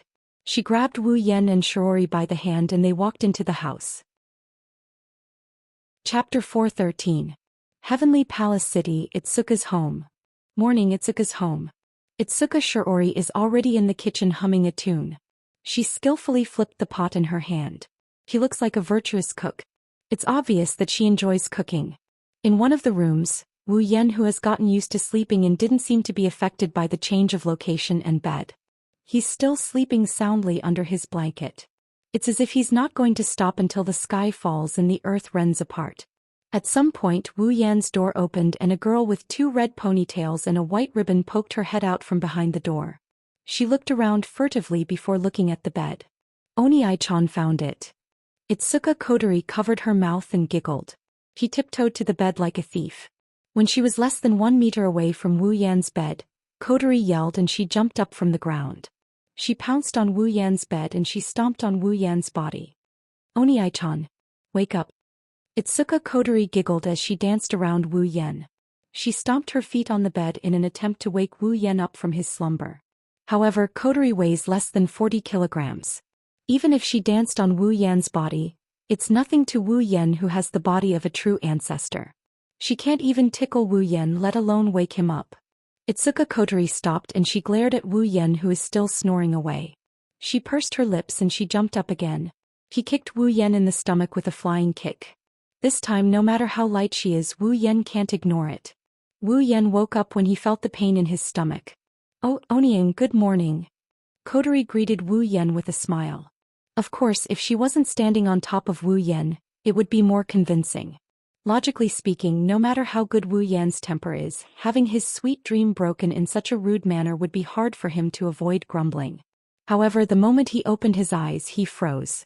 That was because Itsuka Kotori, who was standing on top of him, was wearing a dress. Itsuka Kotori didn't know if she noticed that she's exposed or not. She assumed that Wu Yan hasn't woken up from his dream yet. She pouted and she raised her foot. She wanted to stomp down on him again. This action woke Wu Yan up from his stupor. He turned pale with fright because Kotori's foot missed his stomach by quite a bit. Wait. Wu Yan didn't have time to get up. When he saw Kotori's foot, he felt a chill between his legs. Wu Yan quickly grabbed Kotori's hand and pulled her down. Ah! Itsuka Kotori shrieked and she lost her balance. She fell straight into Wu Yan's arms. Wu Yan subconsciously raised his arms and hugged her into his arms. Itsuka Kotori's body stiffened. She could feel the pair of hands around her waist and the scent of a man so close to her. Her mind was muddled and she couldn't react in time. This is the first time Kotori has been so close to a man. Wu Yan didn't feel anything like Kotori. Wu Yan has been hugging girls in the Magic Catalog and Spalier World Academy. Even though the girl in his arms has changed, Wu Yan didn't feel anything. Wu Yan didn't know whether to laugh or cry as he looked at Itsuka Kotori. Say, Kotori, are you trying to wake me up or do you want me to stay in bed forever? You were so cruel. Wu Yan felt weird. The scene where Kotori woke him up is exactly the same as the scene where Kotori woke Shido up in the original work. Could it be that not only had his name changed but he had really become the main character of this world? Kotori looked up from Wu Yan's arms. She looked at Wu Yan's face and made sure Wu Yan didn't want to let go of her. She said weakly, Big brother, can you let go of me first? Wu Yan paused and realized he was holding Kotori in his arms. Wu Yan smiled when he saw Kotori's shy expression. Not only did he not let go of Kotori, he tightened his grip and pulled her into his embrace. Wu Yan's lips curled into a naughty grin. Let go? My naughty little sister woke up her big brother with a prank. How can I not punish her? Itsuka Kotori's face flushed red, even her head felt a little dizzy. If it was a gentle hug before, then now it's a deep hug. Itsuka Kotori could even feel his thick chest pressing against her small breasts. I know I was wrong. Kotori stuttered as she pushed Wu Yan's chest. Wu Yan, who's in close proximity to Kotori, could feel Kotori's heart thumping furiously. You know you were wrong? That means you're going to accept your punishment, right? Wu Yan looked at Kotori's blushing face and he told her in a gentle voice. Okay, Wu Yan said. Itsuka Kotori shrunk her neck timidly and asked in a soft voice. What punishment? What punishment? Wu Yan grinned. He grinned wickedly. What kind of punishment is that? Wu Yan's face inched closer to Kotori's. Ugh. Itsuka Kotori's already red face turned a deep shade of purple. Could it be that the so-called punishment was... Wu Yan's face got closer and closer, Kotori's red eyes teared up. Her heartbeat sped up and she didn't know what to do. She looked around as if she was looking for something that could save her. When Wu Yan's lips were about to touch hers, Kotori whimpered and closed her eyes. Wu Yan was overjoyed and he almost laughed out loud. He didn't think that after only knowing her for a day he would be able to conquer this girl with dual personality. Sure enough, soft girls are good, easy to bully. Just as he was about to kiss her and steal her kiss, Itsuka Kotori punched him in the face with her tiny fist. What? The sudden punch stunned Wu Yan. Since he wasn't on guard, the punch landed squarely on Wu Yan's nose. Wu Yan felt something sour and sweet rushing up his nose. He let go of Kotori and covered his nose with his hand. You despicable pervert. Itsuka Kotori yelled at Wu Yan.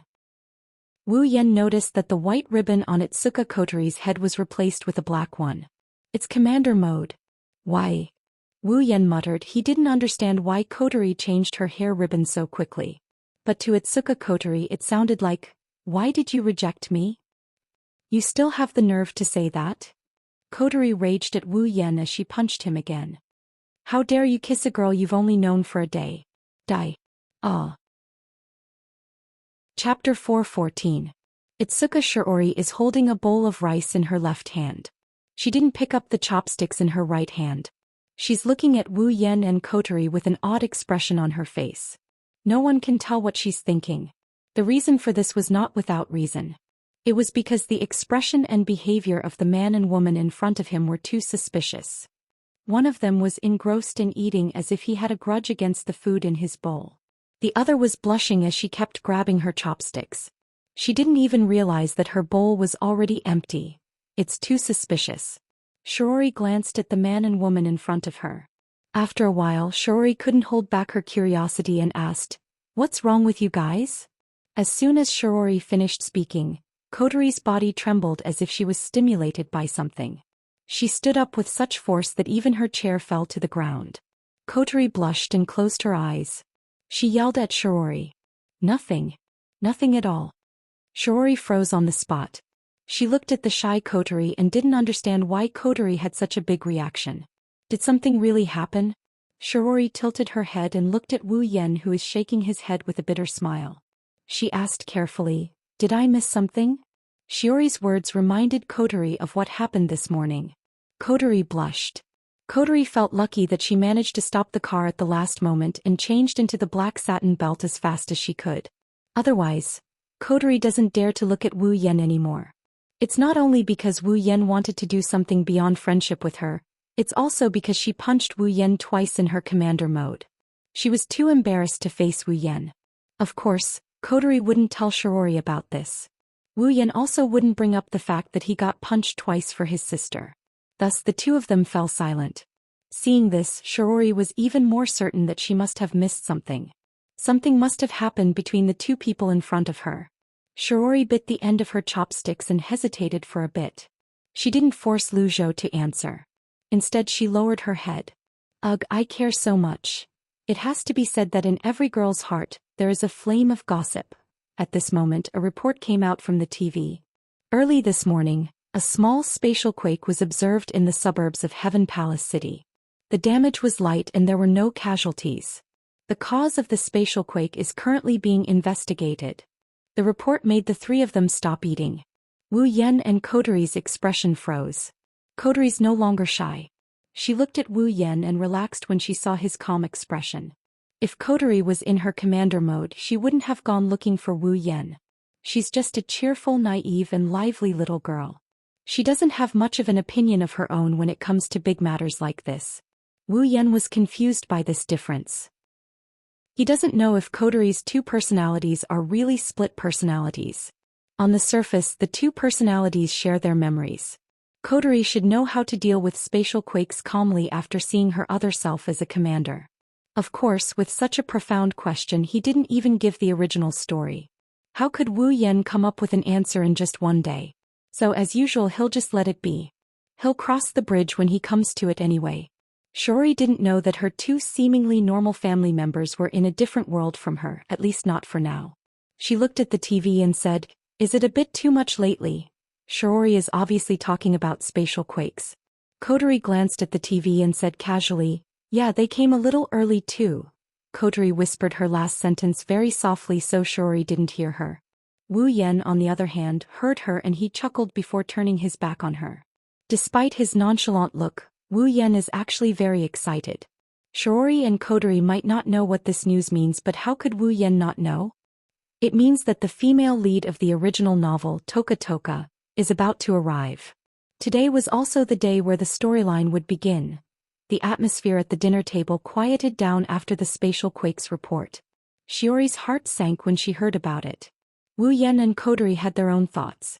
Shiori recovered and looked at Wu Yan. "Alright, Shido, what do you plan to do?" Wu Yan flinched when he heard that. He looked at her blankly. "What do I plan to do? What do you mean?" Shiori chuckled and said to Wu Yan, "Kotori and I are going to school soon. You're the only one left at home, is that okay?" "Well, it's nothing." Wu Yan scratched his face. Before he could finish, Kotori stood up and cut him off. "Sis, you don't have to worry." Kotori wagged her finger. "Oni-chan won't be home alone." "Wait, Oni-chan is going to school with you." "What?"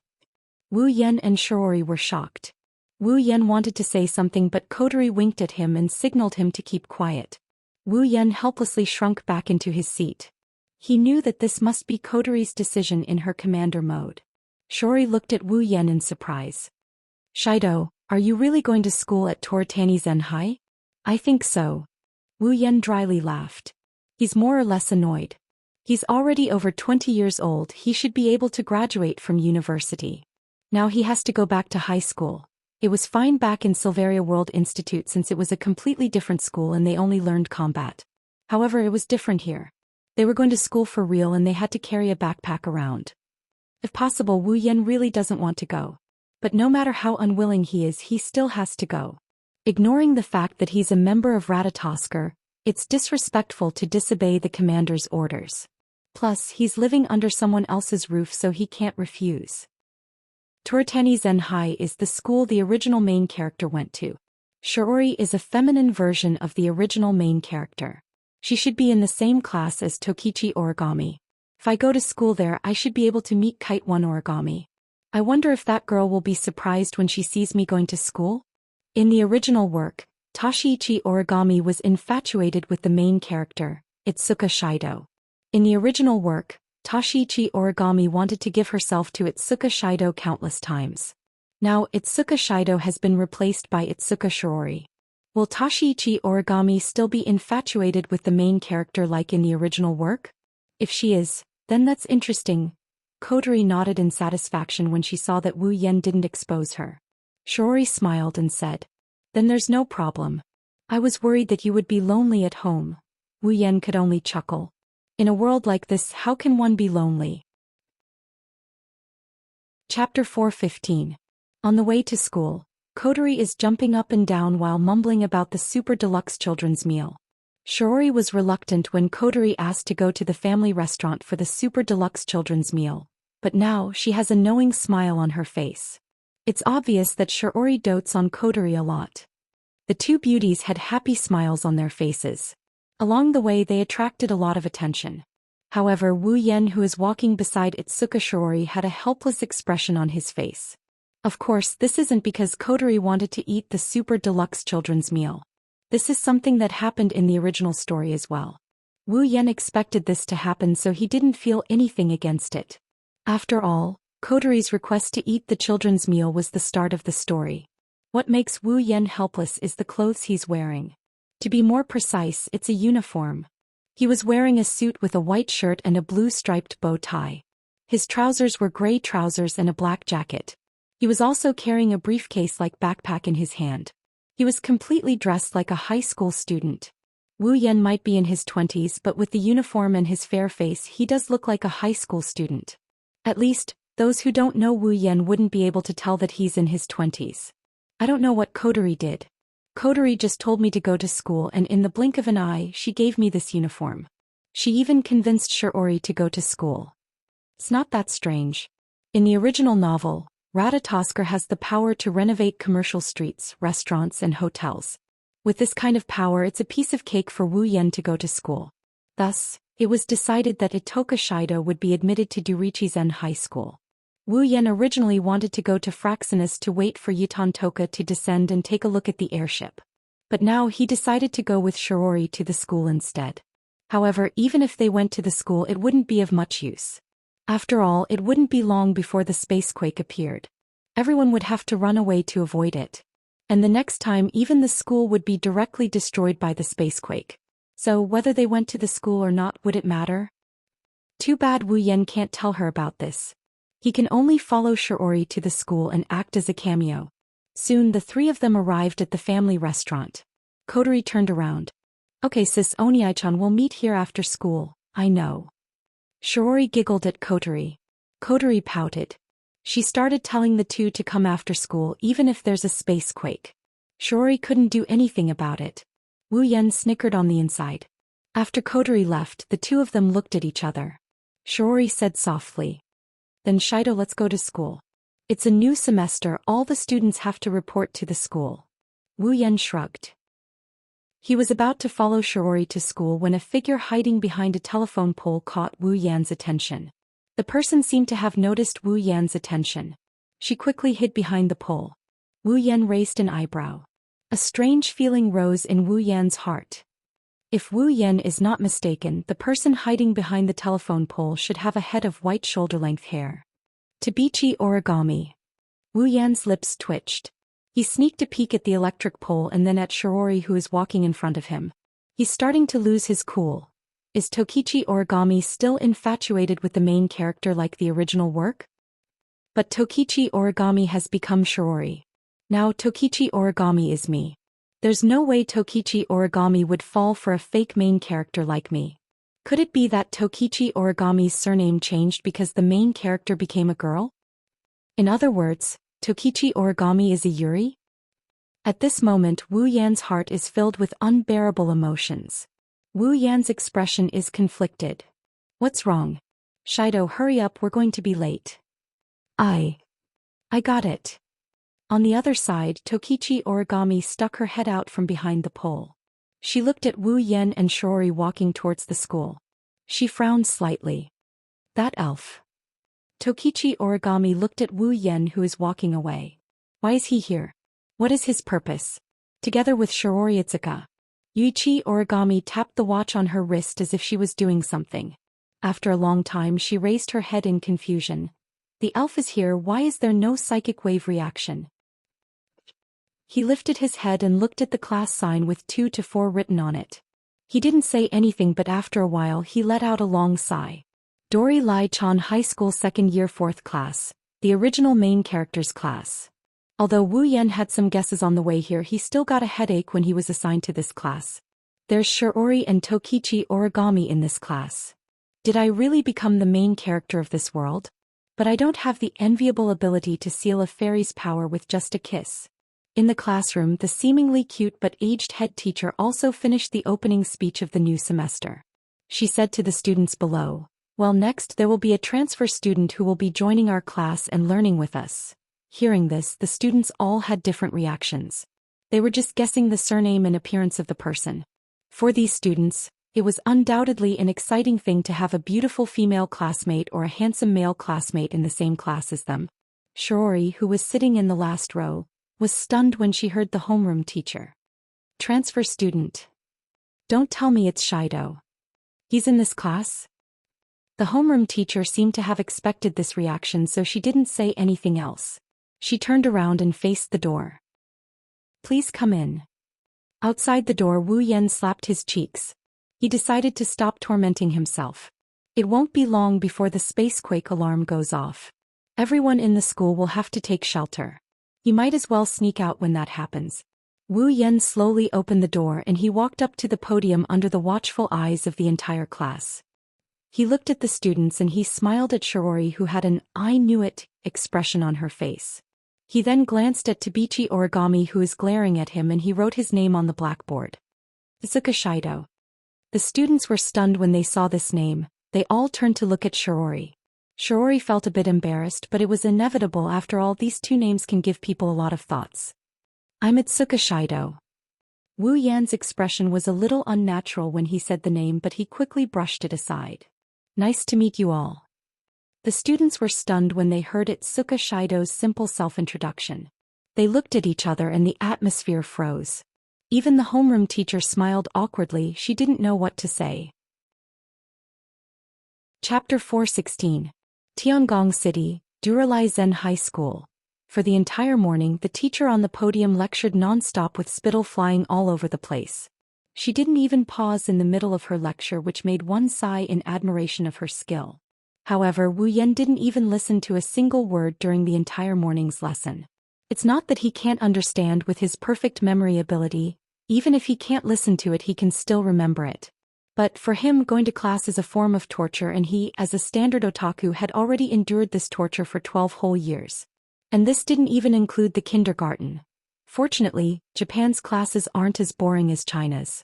Classes aren't that long. There are also clubs, and clubs. For some people, it's a pleasure to attend classes here. Wu Yan, on the other hand, spent the whole morning in a daze. Other than Wu Yan, there's another person who didn't pay attention to a single word. That's Tashichi Origami. On the surface, she's always the top student in the school year.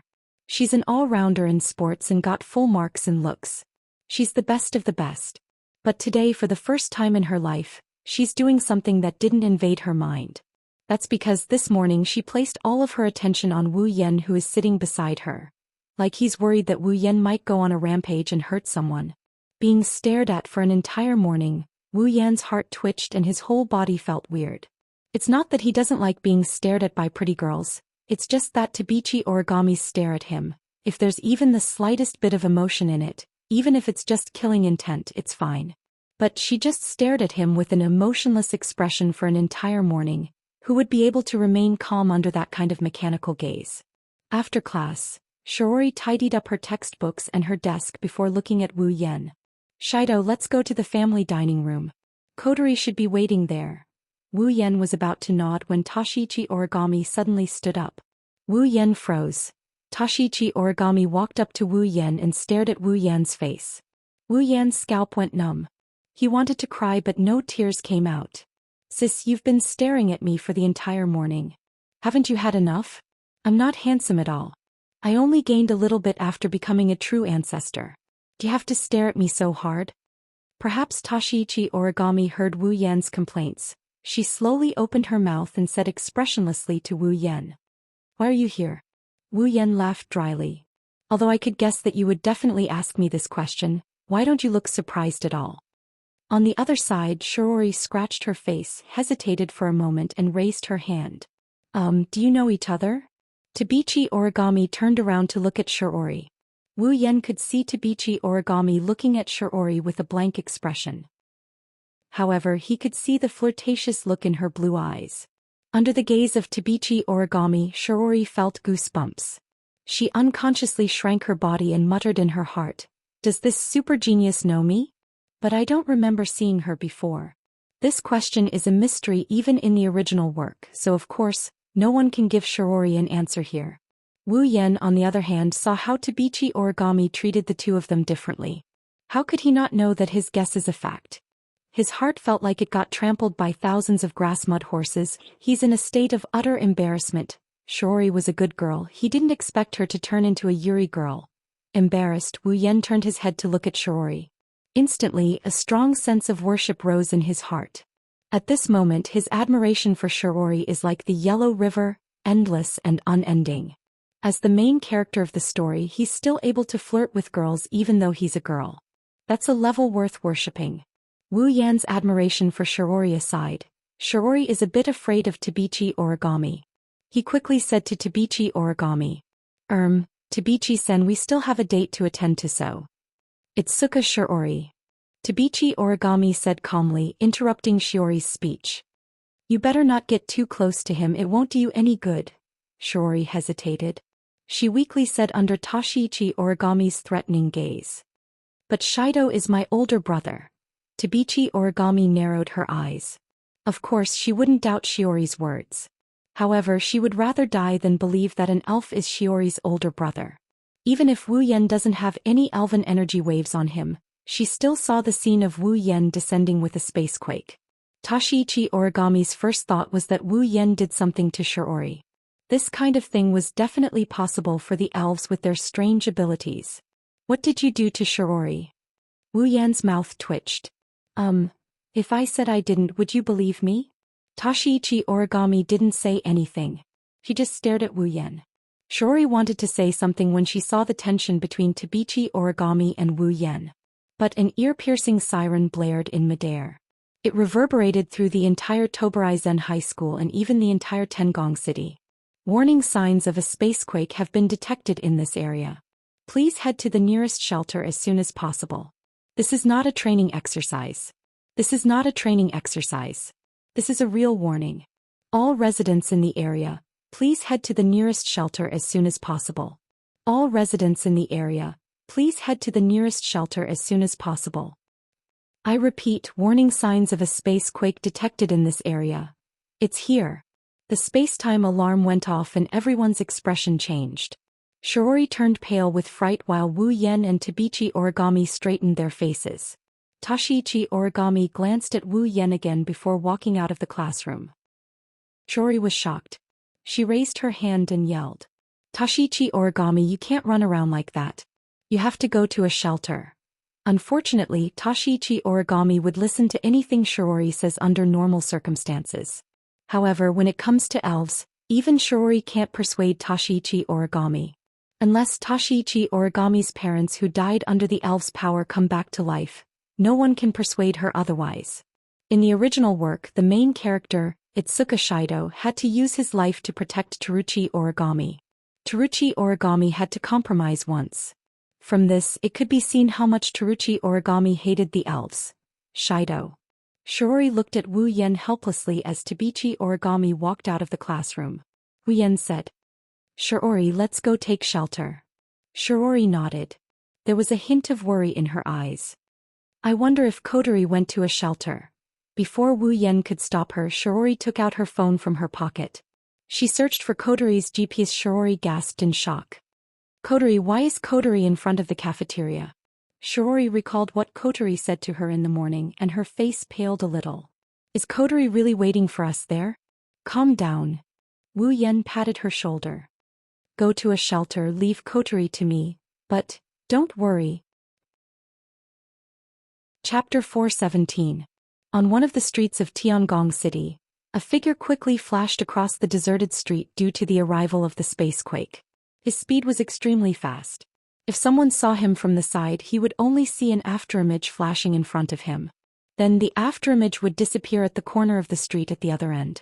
Along the way, wherever the afterimage passed by, the sound of air braking would be heard. Due to the extreme speed, wherever the afterimage passed by, all the wind that was squeezed away by it would become a sharp wind blade, scraping the ground and leaving a faint scratch mark. That was the performance of extreme speed. As Wu Yan is dashing towards the location of the spacequake, a voice rang in his ear. If one were to look closely, one would notice that Wu Yan has a wireless earpiece plugged into his ear. Hey, Shido, can you hear me? Is that Coterie? Wu Yan pressed down on his earpiece to prevent himself from hearing what is going on inside the room due to the high speed of the wind. Coterie felt uncomfortable when she heard Wu Yan call her name. She's not as open-minded as she is when she's in her sister mode. She can't call Wu Yan, who she's only known for a day, big brother, without hesitation. It's also uncomfortable to be called by her name by someone she's only known for a day. Of course, Coterie quickly tossed this matter aside. It's not that she doesn't care, it's just that even though she's only known Wu Yan for less than a day, she knows that Wu Yan and she aren't strangers. Where are you right now? I'm heading towards the center of the spacequake. Coterie frowned slightly. Then what about Xianxia? I told her to take shelter. I see. Coterie fell silent. Wu Yan didn't know what she was thinking. Coterie fell silent when she heard that Shiori didn't come with them. Wu Yan could guess what's going on. For some reason, Shiori has an ability that allows her to seal the power of fairies into herself by kissing them. This ability is also the ability of the original main character, Itsuka Shido. As Shiori's younger sister, Coterie knew that Shiori had this power. Therefore, to Ratatosker, who wanted to save the elves, Shiori's power was the most important thing they could do to save the elves. In the original work, Coterie worked with her brother to improve the favorability of the elves step by step, thus sealing their power and allowing them to live a normal life. But here the situation was completely different. In Coterie's heart, she didn't want to drag her doting older sister into this whirlpool that could cost her her life. If Shiori Itsuka was Shido, Coterie would push him to the front lines without hesitation to communicate with the elves. But here Shido had turned into Shiori Itsuka. Perhaps in everyone's mind, the boy should be the one to take responsibility. That's why Coterie pushed her older brother to the forefront in the original work. But when the person in question changed from older brother to older sister, as a younger sister, Coterie couldn't help but feel pity for her older brother. But there's no helping it, Shiori's power is very important to Ratatosker, so even if Coterie couldn't bear it, she would still borrow her power. But now it's different. That's because Wu Yan is here. Hey, do you still have that kind of bracelet that can seal power? Wu Yan couldn't help but be stunned. A bracelet that seals one's power? Are you talking about the sealing hoop? It doesn't matter what it's called. Do you still have it? I do have some. If he wants the sealing bracelet, he can get it from the system at any time. Coterie's sudden question baffled him, but he still answered honestly. That's good.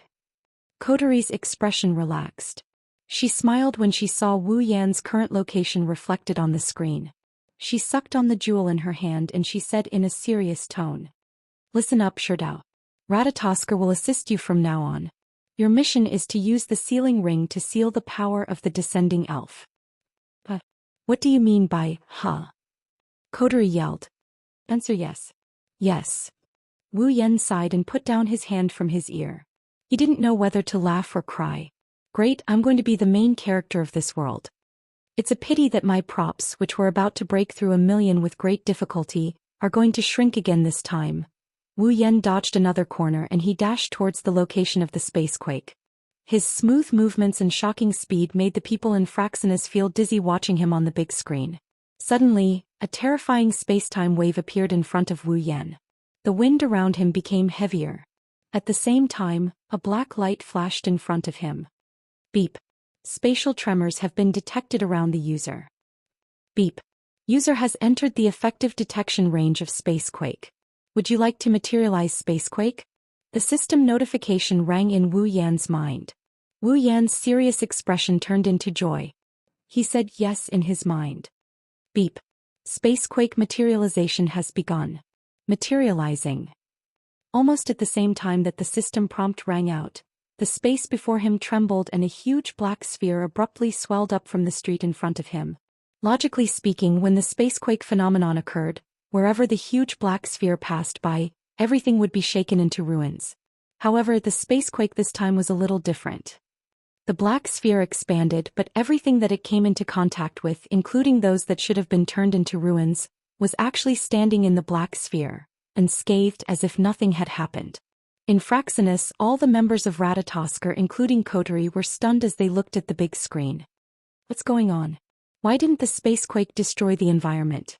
Kyuhei Kanazuki stared at the screen in disbelief. Everyone else had the same reaction. Only Kotari frowned. She looked at the black dot on the screen. It's Wu Yan. She didn't say anything. The black sphere floated through the air. The destructive force inside turned into a wave of wind. It blew against the buildings like a gentle breeze. Nothing was damaged. Then the black sphere trembled as if it was undergoing a thermal expansion and contraction process. The black sphere shrunk to the size of a palm before it flew into the air. It drew an arc in the air as it wobbled towards Wu Yan. Catching the black orb that floated in front of him, Wu Yan got a good look at it. It's a crystal orb that seems to contain a small black hole. The black hole inside is spinning and black light seeped out of the orb. It's a bit of a dark beauty. Beep. Obtained dimensional orb. Holding the space orb, he glanced at his quest tab. The 010 has turned into 110. Wu Yan grinned and he tossed the space orb into the air. A crimson spatial ripple appeared and sucked the space orb in before it disappeared into thin air. As for Wu Yan, he went to the epicenter of the spacequake. There he saw a purple figure.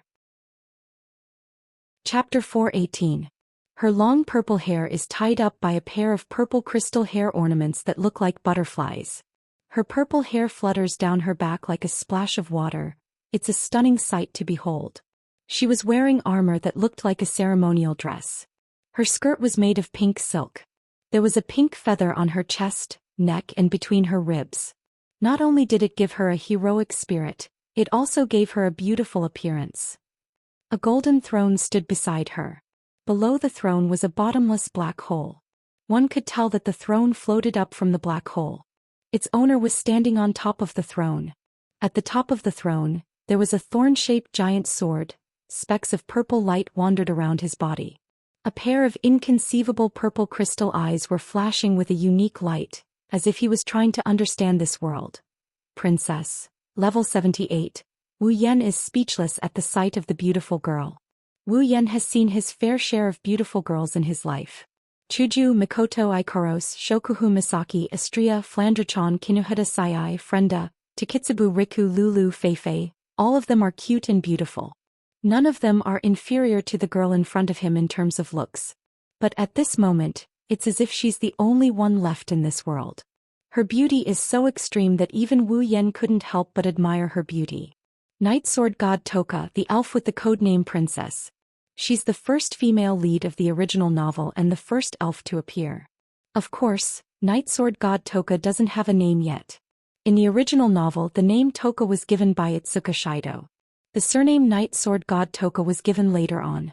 The current Night Sword God Toka doesn't have a name yet, she only has the codename Princess. Night Sword God Toka finally noticed Wu Yan.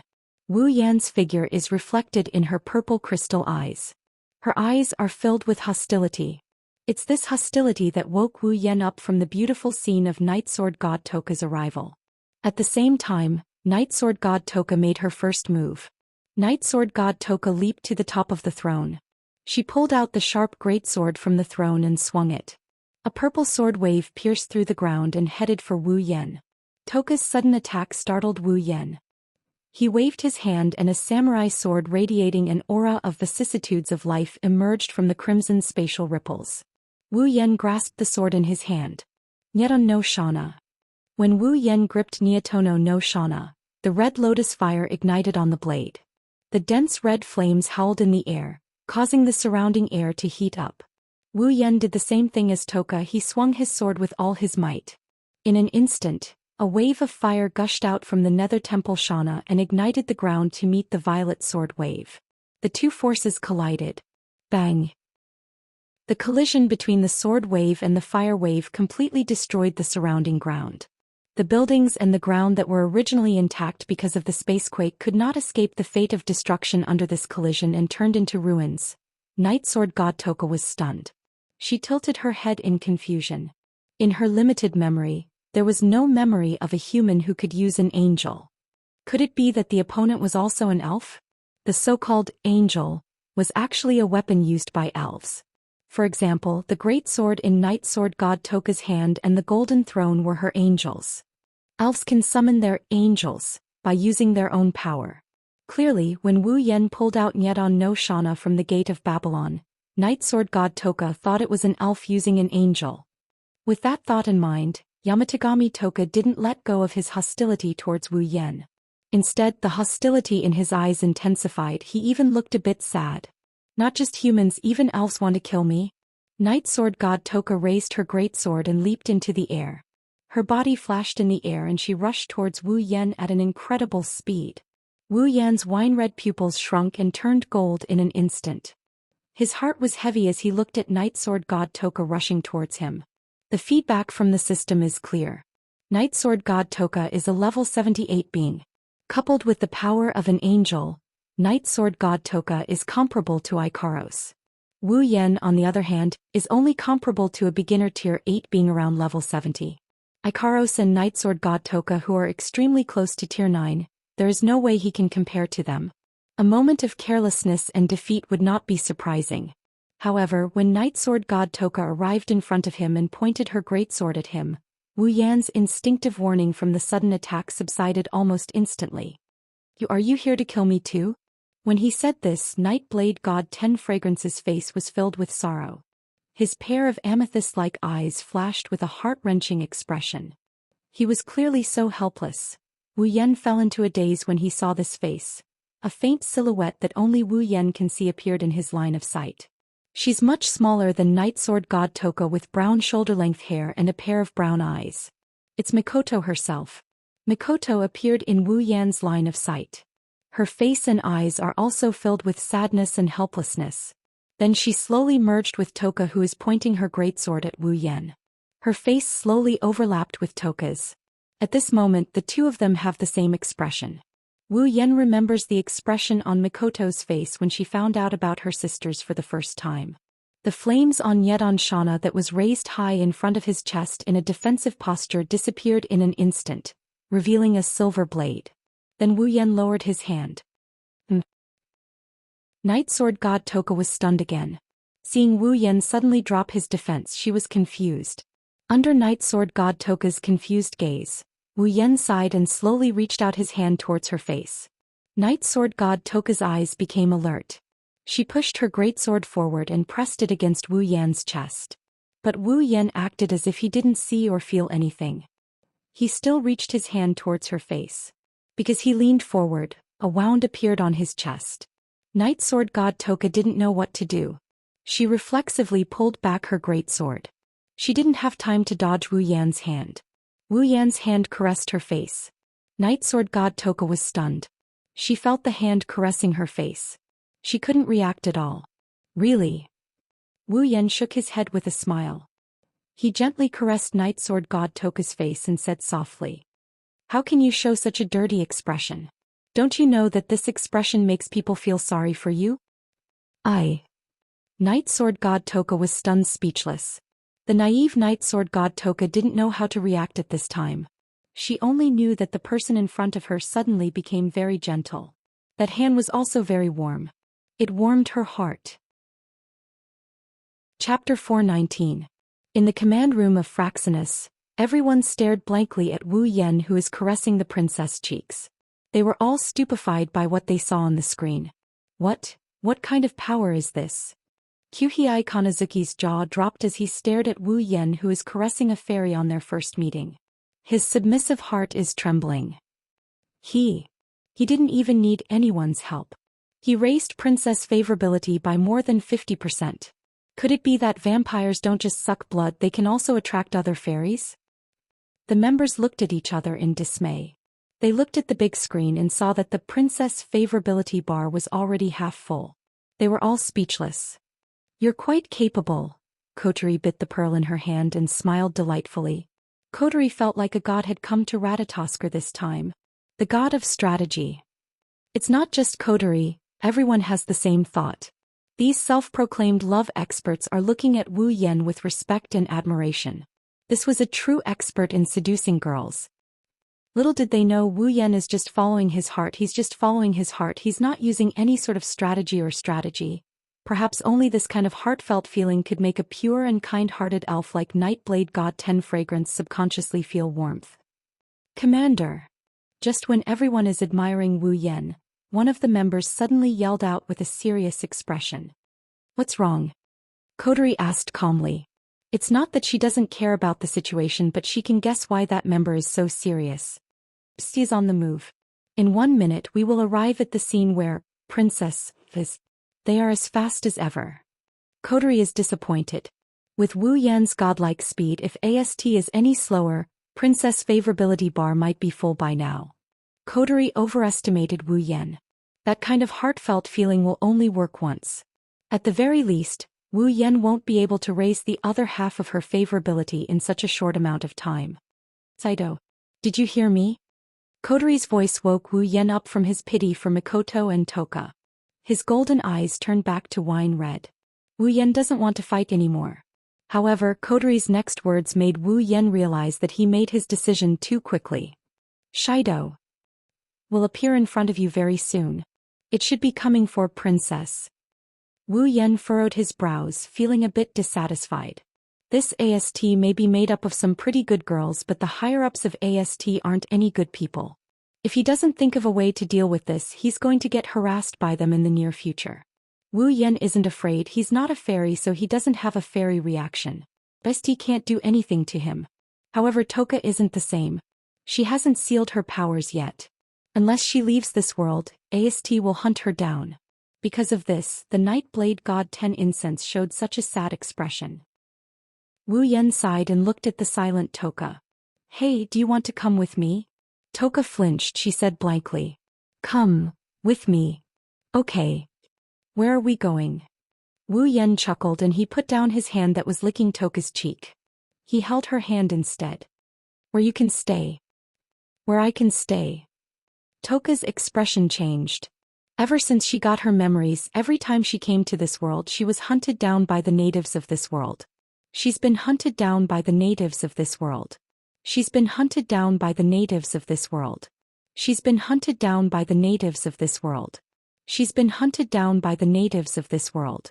What the Nightblade God 10 Fragrances could do was to fight back and run away while being chased by humans. Because she was kind, she did not want to harm lives. In the original work, the Night Sword God Toka once said that if Shido Itsuka hadn't saved her, then perhaps one day she wouldn't have been able to hold it in anymore and would have swung her sword at the humans who were chasing after her. Then from then on she would have become a greedy elf who viewed life as ants. That's not a random statement. There's an elf who can be used as an example. In this life of fighting and running away, Toka has almost lost all hope. But now there was someone who was telling him that there was a place for him to stay here. Those 4 words were like a bolt from the blue in Toka's ears. Wu Yan felt even more pity for Toka when he saw her like this. Who would have thought that under that sorrowful expression, Toka is just a simple, naive and kind girl. She's obsessed with food and curious about the human world. She would reveal the most foolish and naive smile. She would be affected by a joke made by others. When she was hungry, she would look at others pitifully. When she was in a good mood, she would jump up and down. When she was in a bad mood, she would cry and scream. Nightblade God 10 Fragrances was such a cute sprite. Wu Yan finally understood why the main character, Itsuka Shido, knew how dangerous the front line is and how he could lose his life at any moment. Yet he still charged in without a care in the world. Because, after seeing them in such a state, how could he still turn a blind eye when he knew what was going on? I can't bear it. Wu Yan smiled gently at Toka. Do you want to come? Toka looked at Wu Yan with her crystal-like eyes. Her heart became more active than ever. She glanced at her hand and nodded. Wu Yan smiled. Well done. In the command room, Kotori looked at Princess who left with Wu Yan. Toka's favorability bar increased a lot. She couldn't help but praise Wu Yan. Kotori thought it would take a lot of effort to influence Princess's decision. She even asked the members of Ratatoskr to help Wu Yan conquer Princess. She didn't expect that less than 15 minutes had passed since Princess arrived. The conversation between Wu Yan and Princess was only a few short sentences. However, the effect was surprisingly good. Sure enough, it was right to pull him into Ratatoskr. This way, Shiori-san won't have to get involved in this mess. Toka stared at her hand holding Wu Yan's. She couldn't help but want to talk to this person who made her feel warm. Wu Yan turned around and smiled. You can call me Wu. Shido. Shido. Toka tilted her head. Wu Yan slapped his forehead. Shido, that's my name in this world. Name. Yes, name. Then I. Toka. Your name. My name. At this moment 10 Incense finally revealed a smile. My name. Toka.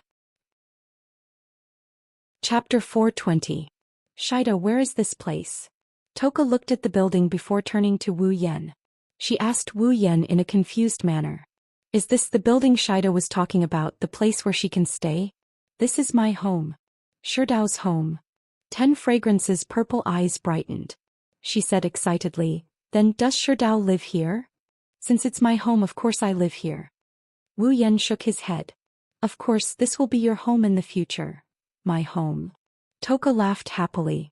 She pulled Wu Yan and they ran towards Itsuka's home. Let's go in then.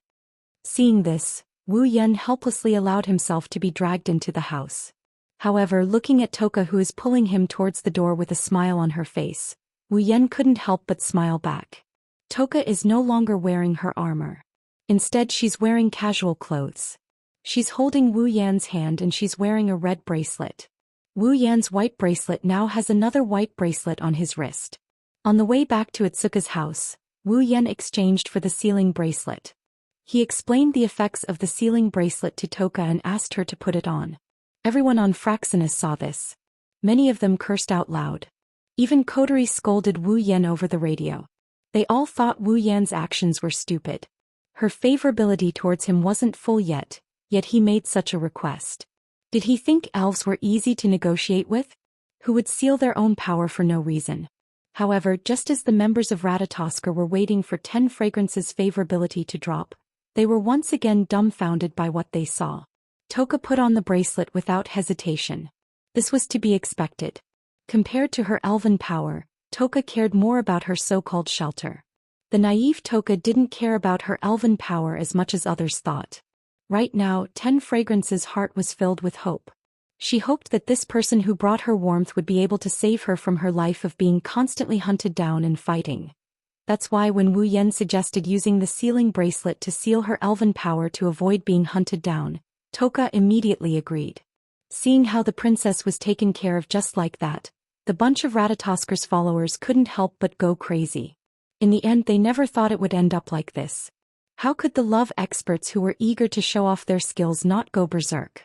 This was a mistake they made. They thought that only when their favorability towards Toka was high enough would they be able to make rude requests to achieve their goals. Of course, Toka's favorability towards Wu Yan was also quite high. Shidao. 10 Incense tried to push the door in front of him, trying to defeat the door that was preventing him from entering the house. However, 10 Incense had sealed his power. How could he open a locked door with brute force? She looked at Wu Yan with tears in her eyes. This door won't let me in. Wu Yan didn't know whether to laugh or cry. He stepped forward. The door is locked, of course you can't get in. You have to press the doorbell or knock on the door. Doorbell. Toka rubbed her chin as if she's trying to figure out what a doorbell is. Wu Yan raised an eyebrow when he saw this. Shidao. The door opened from the inside. Shiori poked her head out and saw Wu Yan. She was overjoyed. She rushed to Wu Yan and looked around. She asked with a pale face, Shidao. Where's Kotori? Didn't you find her? Calm down, Shiori. Wu Yan pressed his hands together to calm her down. Don't worry, Kotori is fine. Where is she? Where is she? Itsuka, Shiori said worriedly. Toka grabbed Wu Yan's arm and looked at Shiori. She frowned and asked, Shidao, who is she? Shidao. Toka's voice also attracted Shiori's attention. She was startled and asked the same question as Toka. Shidao, who is she? Shudao, Mama, let's go in and introduce ourselves. Wu Yan shrugged and he pulled Toka along. Just as he was about to enter, a sweet voice attracted everyone's attention. Oni-san. Oni-san. I'm back. Kotori, wearing a white ribbon on her head, bounced back from a distance.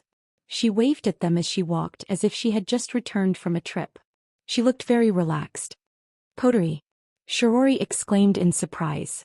She quickly pulled Kotori over and inspected her from head to toe. He wanted to see if Kotori was missing anything. Kotori, are you okay? Are you hurt anywhere? No, I'm fine, Oni-san. Kotori stuck out her tongue and she glanced at Toka. Then she gave Wu Yan a thumbs up. Wu Yan knew what this meant. Shirori didn't see what Kotori was doing, but her face was stern and she said sternly, Kotori, where did you run off to? Do you know how worried I was about you?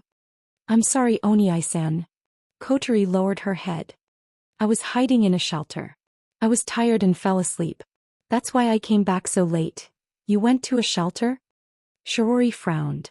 But when I searched for your GPS, your location was at that family restaurant. About that.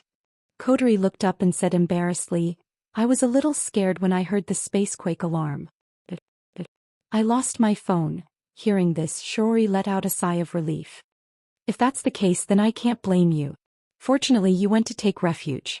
Really, you made me worried to death. Kotori giggled and ran to Shiori's side. She pulled her hand and shook it. Shiori was annoyed and could only helplessly pout. Award-winning actor. No, award-winning actress. Wu Yan praised Kotori, who got full marks for her performance. He didn't expect Kotori to have this kind of talent when she's in her younger sister mode. On the other hand, Toka pouted. She turned around and she asked Wu Yan. Hey Shido, who the hell are they? Why did they come out of nowhere? Shirori and Kotori looked at each other before looking at Toka. Shirori was the first to be surprised. She was too worried about Kotori's safety, so she didn't pay much attention to Toka. It was only now that Shirori realized the girl in front of her was so beautiful. What a beautiful girl. Shirori couldn't help but exclaim. Kotori smiled. Right. You think so too. This beautiful girl is Oni-chan's girlfriend. What? Wu Yan and Shirori exclaimed at the same time. Shirori heard Wu Yan's exclamation and looked at Wu Yan strangely. She wondered why Wu Yan exclaimed. Kotori innocently hugged Shiori's hand. Oni-chan's girlfriend is going to live in our house. Shiori's expression turned even weirder. Wu Yan laughed dryly and didn't know what to say. Toka asked curiously, Hey Shido, what's a girlfriend? What else can Wu Yan do other than smile? Chapter 421. Heavenly Palace City, Itsuka's house. Sitting on the sofa, Wu Yan looked at Toka, who is running around the house. Then he looked at Shirori, who is going upstairs to clean up a room for Toka. Wu Yan pursed his lips. Then he looked at Kotori, who is chewing on a jewel. Kotori, what will Ratatoskr do about Toka? Kotori flipped her ponytails and she replied in a nonchalant tone. Well, since Toka's power is sealed, Ratatoskr decided to allow Toka to stay in our house for the time being. We will supervise and observe Toka while she's at it. Wu Yan looked at Kotori suspiciously. She's more interested in the jewel than the Toka incident. Just observe. Don't tell me that Ratatoskr doesn't want to examine 10 fragrance in detail to study the mysteries of the elves' power, the elves' body structure, or analyze the weapons to deal with the elves. Kotori looked at Wu Yan in shock. Her red eyes scanned Wu Yan from head to toe. Kotori shrunk back and said in fear, Big brother, are you planning to dissect elves? What are you thinking? Wu Yan was speechless. I'm just curious. Don't you think Ratatoskr would want to study the elves? After all, they might be able to find out more about Spacequake and elves. I see. Kotori released a sigh of relief. She put on a smile again. Wu Yan's eyelids twitched. This brat, she's not thinking that I'm going to dissect her, is she?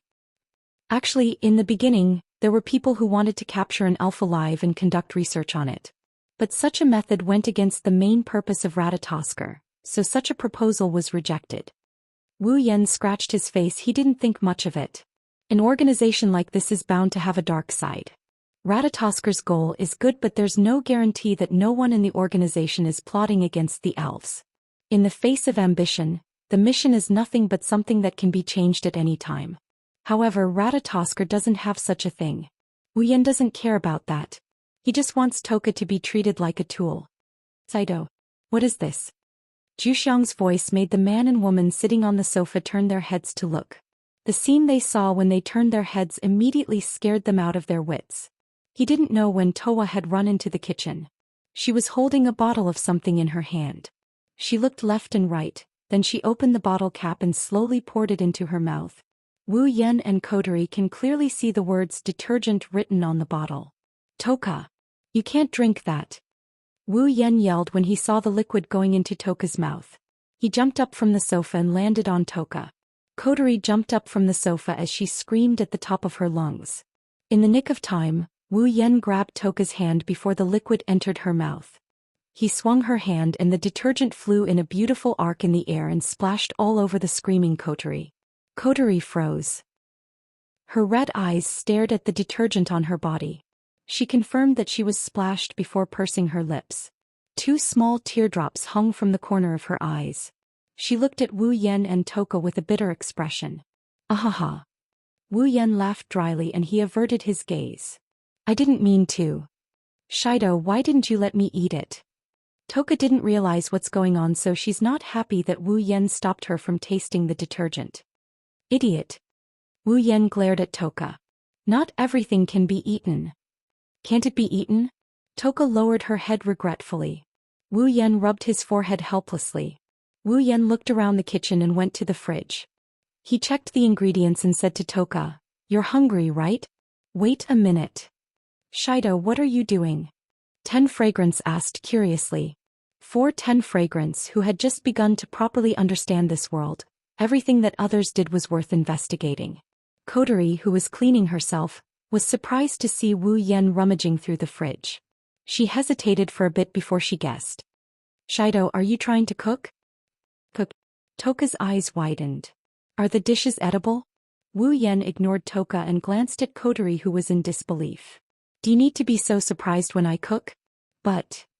Kodori lowered her head and didn't say anything.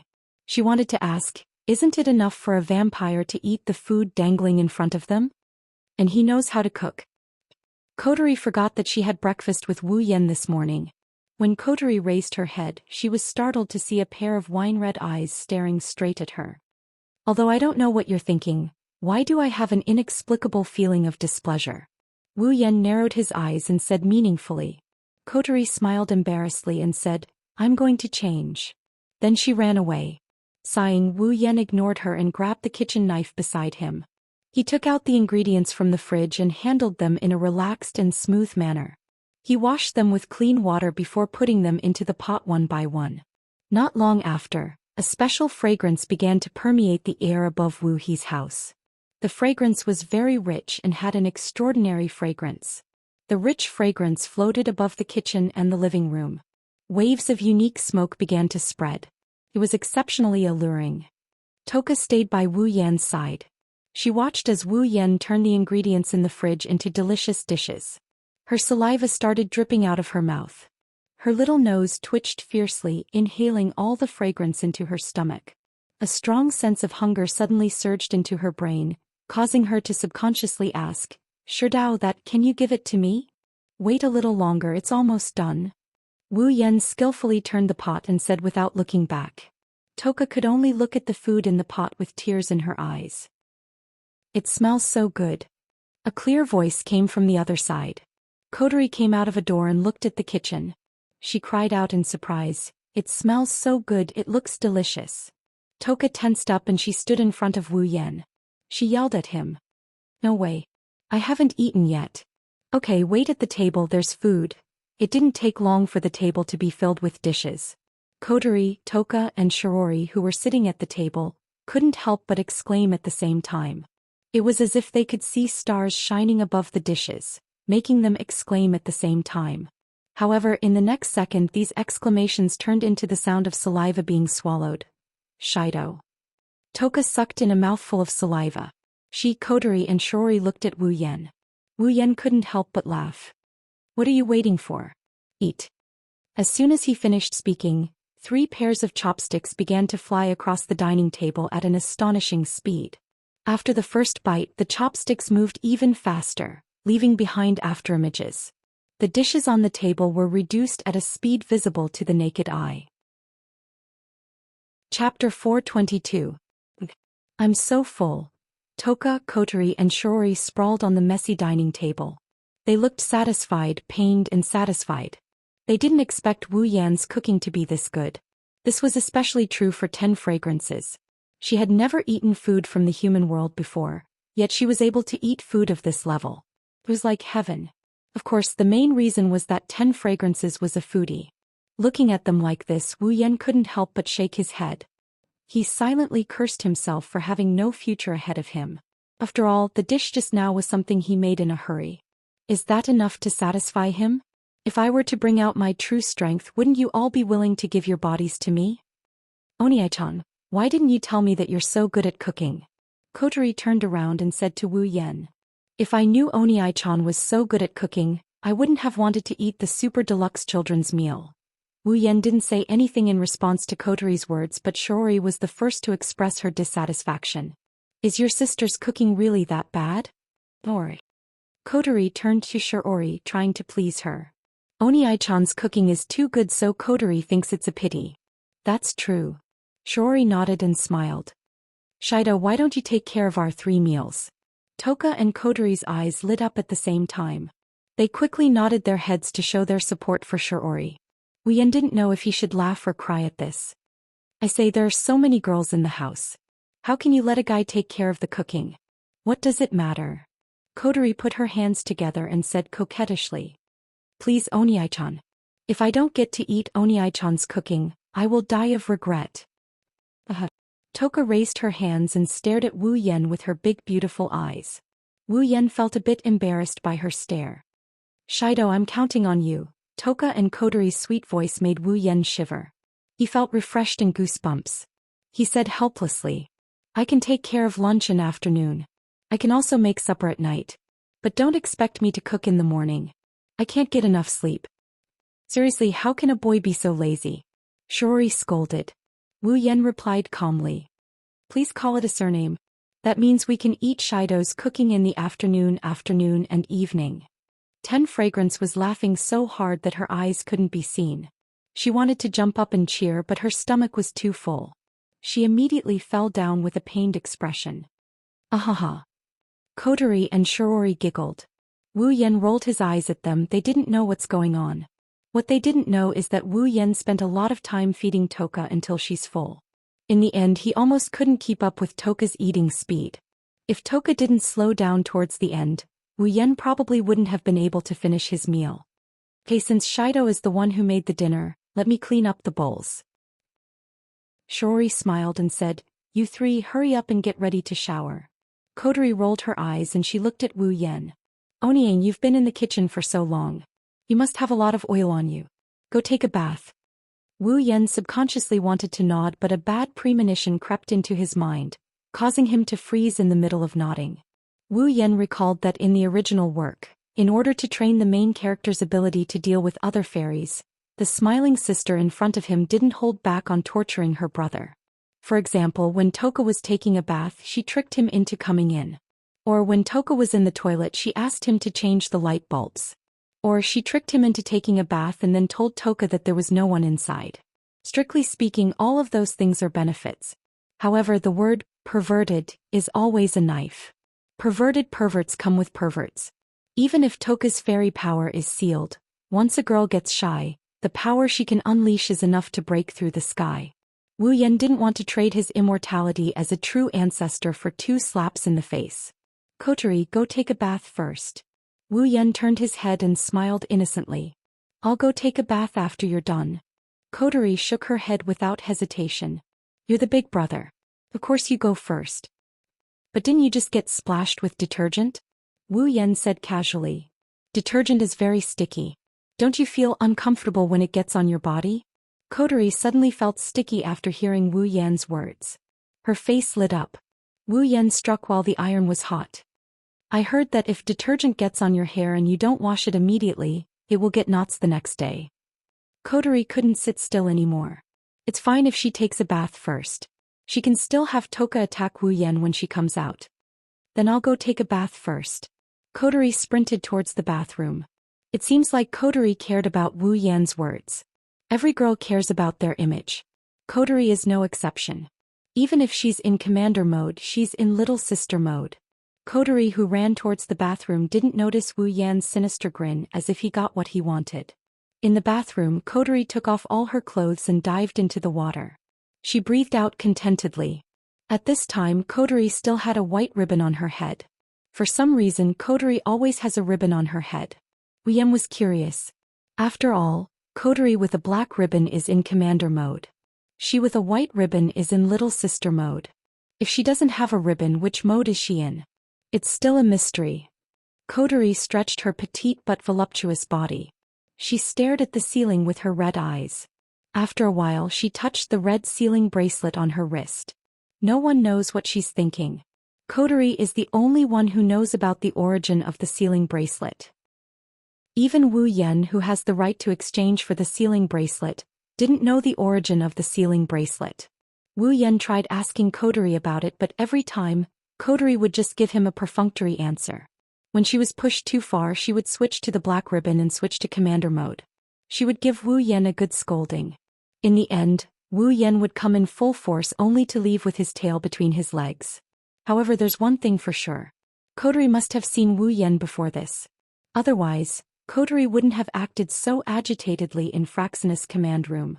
She wouldn't have treated Wu Yan like a stranger, she wouldn't have treated him like a stranger, she wouldn't have let her guard down, she wouldn't have become so relaxed and familiar with him. However, Wu Yan has never seen Coterie before that day. That's why this whole thing is a bit inconceivable. Wu Yan ignored such an inconceivable matter. Transmigration is an unbelievable thing anyway. No matter how unbelievable it is, what's so strange about it? Perhaps there's something else going on here. Since he's sure Coterie has seen him before, he'll just let it develop. He'll know the answer in the end. Of course, Wu Yan already has a vague answer in his mind. Chapter 423. After an unknown amount of time, Coterie finally got out of the bathtub willingly. She shook off the water droplets on her head and her two ponytails swayed in the air.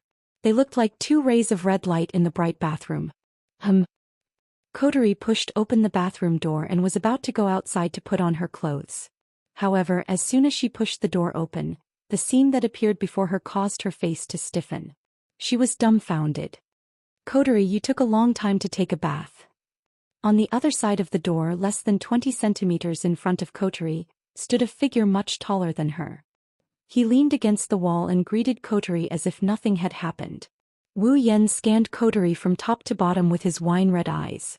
Wu Yan scanned Coterie's body from top to bottom with a panoramic view. His eyes roamed around Coterie's body before stopping at Coterie's chest. Coterie, I didn't expect you to have such a great body at 14 years old. Wu Yan praised.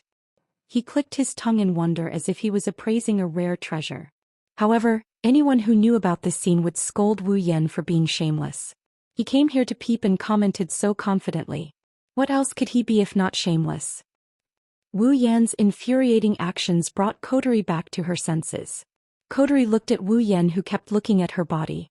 She blushed from her neck all the way up to her face. Then her head exploded into a puff of white smoke. Bro. Coterie's mouth trembled like a broken machine. Her red face swayed back and forth against the smoke above her head. Her pupils turned into two circles and her head swayed up and down. She looked like she was about to faint. After a long time, Coterie finally opened her mouth under Wu Yan's intense gaze. She's going to scream in the house. Wu Yan had expected this. He looked at Coterie, whose mouth is slowly opening wide. Wu Yan continued with a calm and collected look on his face. Shiori is still at home.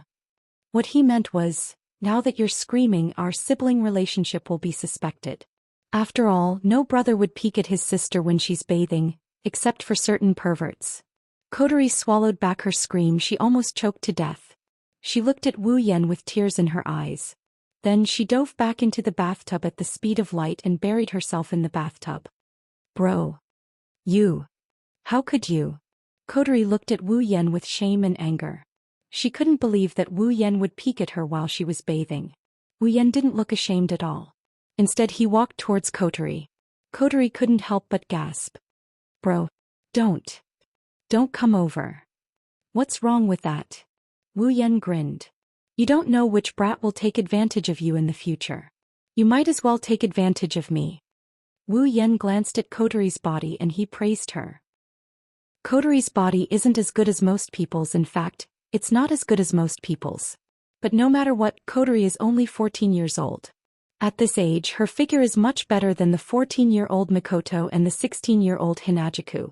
One has to say Kotori's future is very promising. Take advantage of you. Bro. Kotori almost fainted from embarrassment. What are you talking about? Wu Yan's shameless words made it harder for Kotori to breathe. She looked around as if she was looking for something. Are you looking for this? Wu Yan looked at Kotori with a knowing expression. He extended his hand, revealing a pair of black ribbons. Kotori was stunned. Wu Yan looked at the ribbons proudly. I knew you'd use this trick. Do you think I'll fall for it a second time after I've been tricked once? How can this be? Kotori wanted to cry but no tears came out. She was in a dilemma. With her tiny brain, she didn't know what to do without the support of Commander Mode. She didn't know what to do. She didn't know what to do. Why not? Wu Yan snorted and pursed his lips. Do you think I don't know you want Toka to barge into my bath? Kotori was taken aback. How did you know that? She asked subconsciously. Kotori realized she let the cat out of the bag. She glanced at Wu Yan's half-smile and wanted to bury her head in the water. Kotori sobbed and begged for mercy with tears in her eyes. Sob, sob, Kotori knows she's wrong. Brother, please forgive me. You know you're wrong. Wu Yan glared at Kotori. I'm afraid you'll continue to frame me like this. Kotori said timidly. But it's for brother's sake. There are a lot of elves waiting for you to save. If you don't train yourself. Wu Yan rolled his eyes at Kotori. With my performance today, do you think I need to go through this kind of training? Kotori then remembered that this big brother in front of her was the person who increased Toka's favorability by 50% in just a short time. Thinking of this, Kotori lowered her head dejectedly and muttered softly. At most, I won't do this again. Kotori looked at Wu Yan and she blushed. Oniing, can you leave us alone for a moment? Wu Yan grinned and he told Kotori. You want me to go out? I haven't settled the score with you yet. Kotori was about to cry when she heard Wu Yan's words. You've seen my naked body. Isn't that enough? Of course not. Of course it's not. Wu Yan straightened his back. Then Wu Yan said something that made Kotori break down. Unless you say, Kotori wants to marry brother, I'll leave. How about that? Wah. Kotori stared at the shameless wolf in front of her. Even though she's in sister mode, Kotori still wanted to give Wu Yan a good scolding. Brother, you're taking advantage of me. Wu Yan tilted his head nonchalantly. Victory was in his grasp. You don't have to say it. Kotori bit her lips and began to struggle internally. In the end, her shame won out. Kotori murmured in a voice that was louder than even a mosquito's buzzing. Kotori. Kotori. Louder. Wu Yan guffawed. Kotori was so embarrassed that she decided to throw caution to the wind. Kotori. I want to marry brother. That's more like it. Wu Yan shrugged. He let Kotori go. He waved goodbye to Kotori as he walked out the door. Remember what you said today, Kotori isn't someone who goes back on her words, right? Kotori pursed her lips when she saw Wu Yan walk out of the bathroom. She wanted to cry but no tears came out. Brother. You're a bad guy. After Wu Yan left the bathroom, Kotori carefully got out of the bathtub. She picked up the black ribbon and she put it on her head. That scum. In her commander mode, Kotori was covered in black smoke. She put on her clothes and walked towards Wu Yan's room. Wu Yan made a fatal mistake by leaving Kotori's ribbon behind. You're tuning in to the Zhou Xian's Legacy YouTube channel. Don't forget to subscribe and join us on this journey to catch the most captivating stories.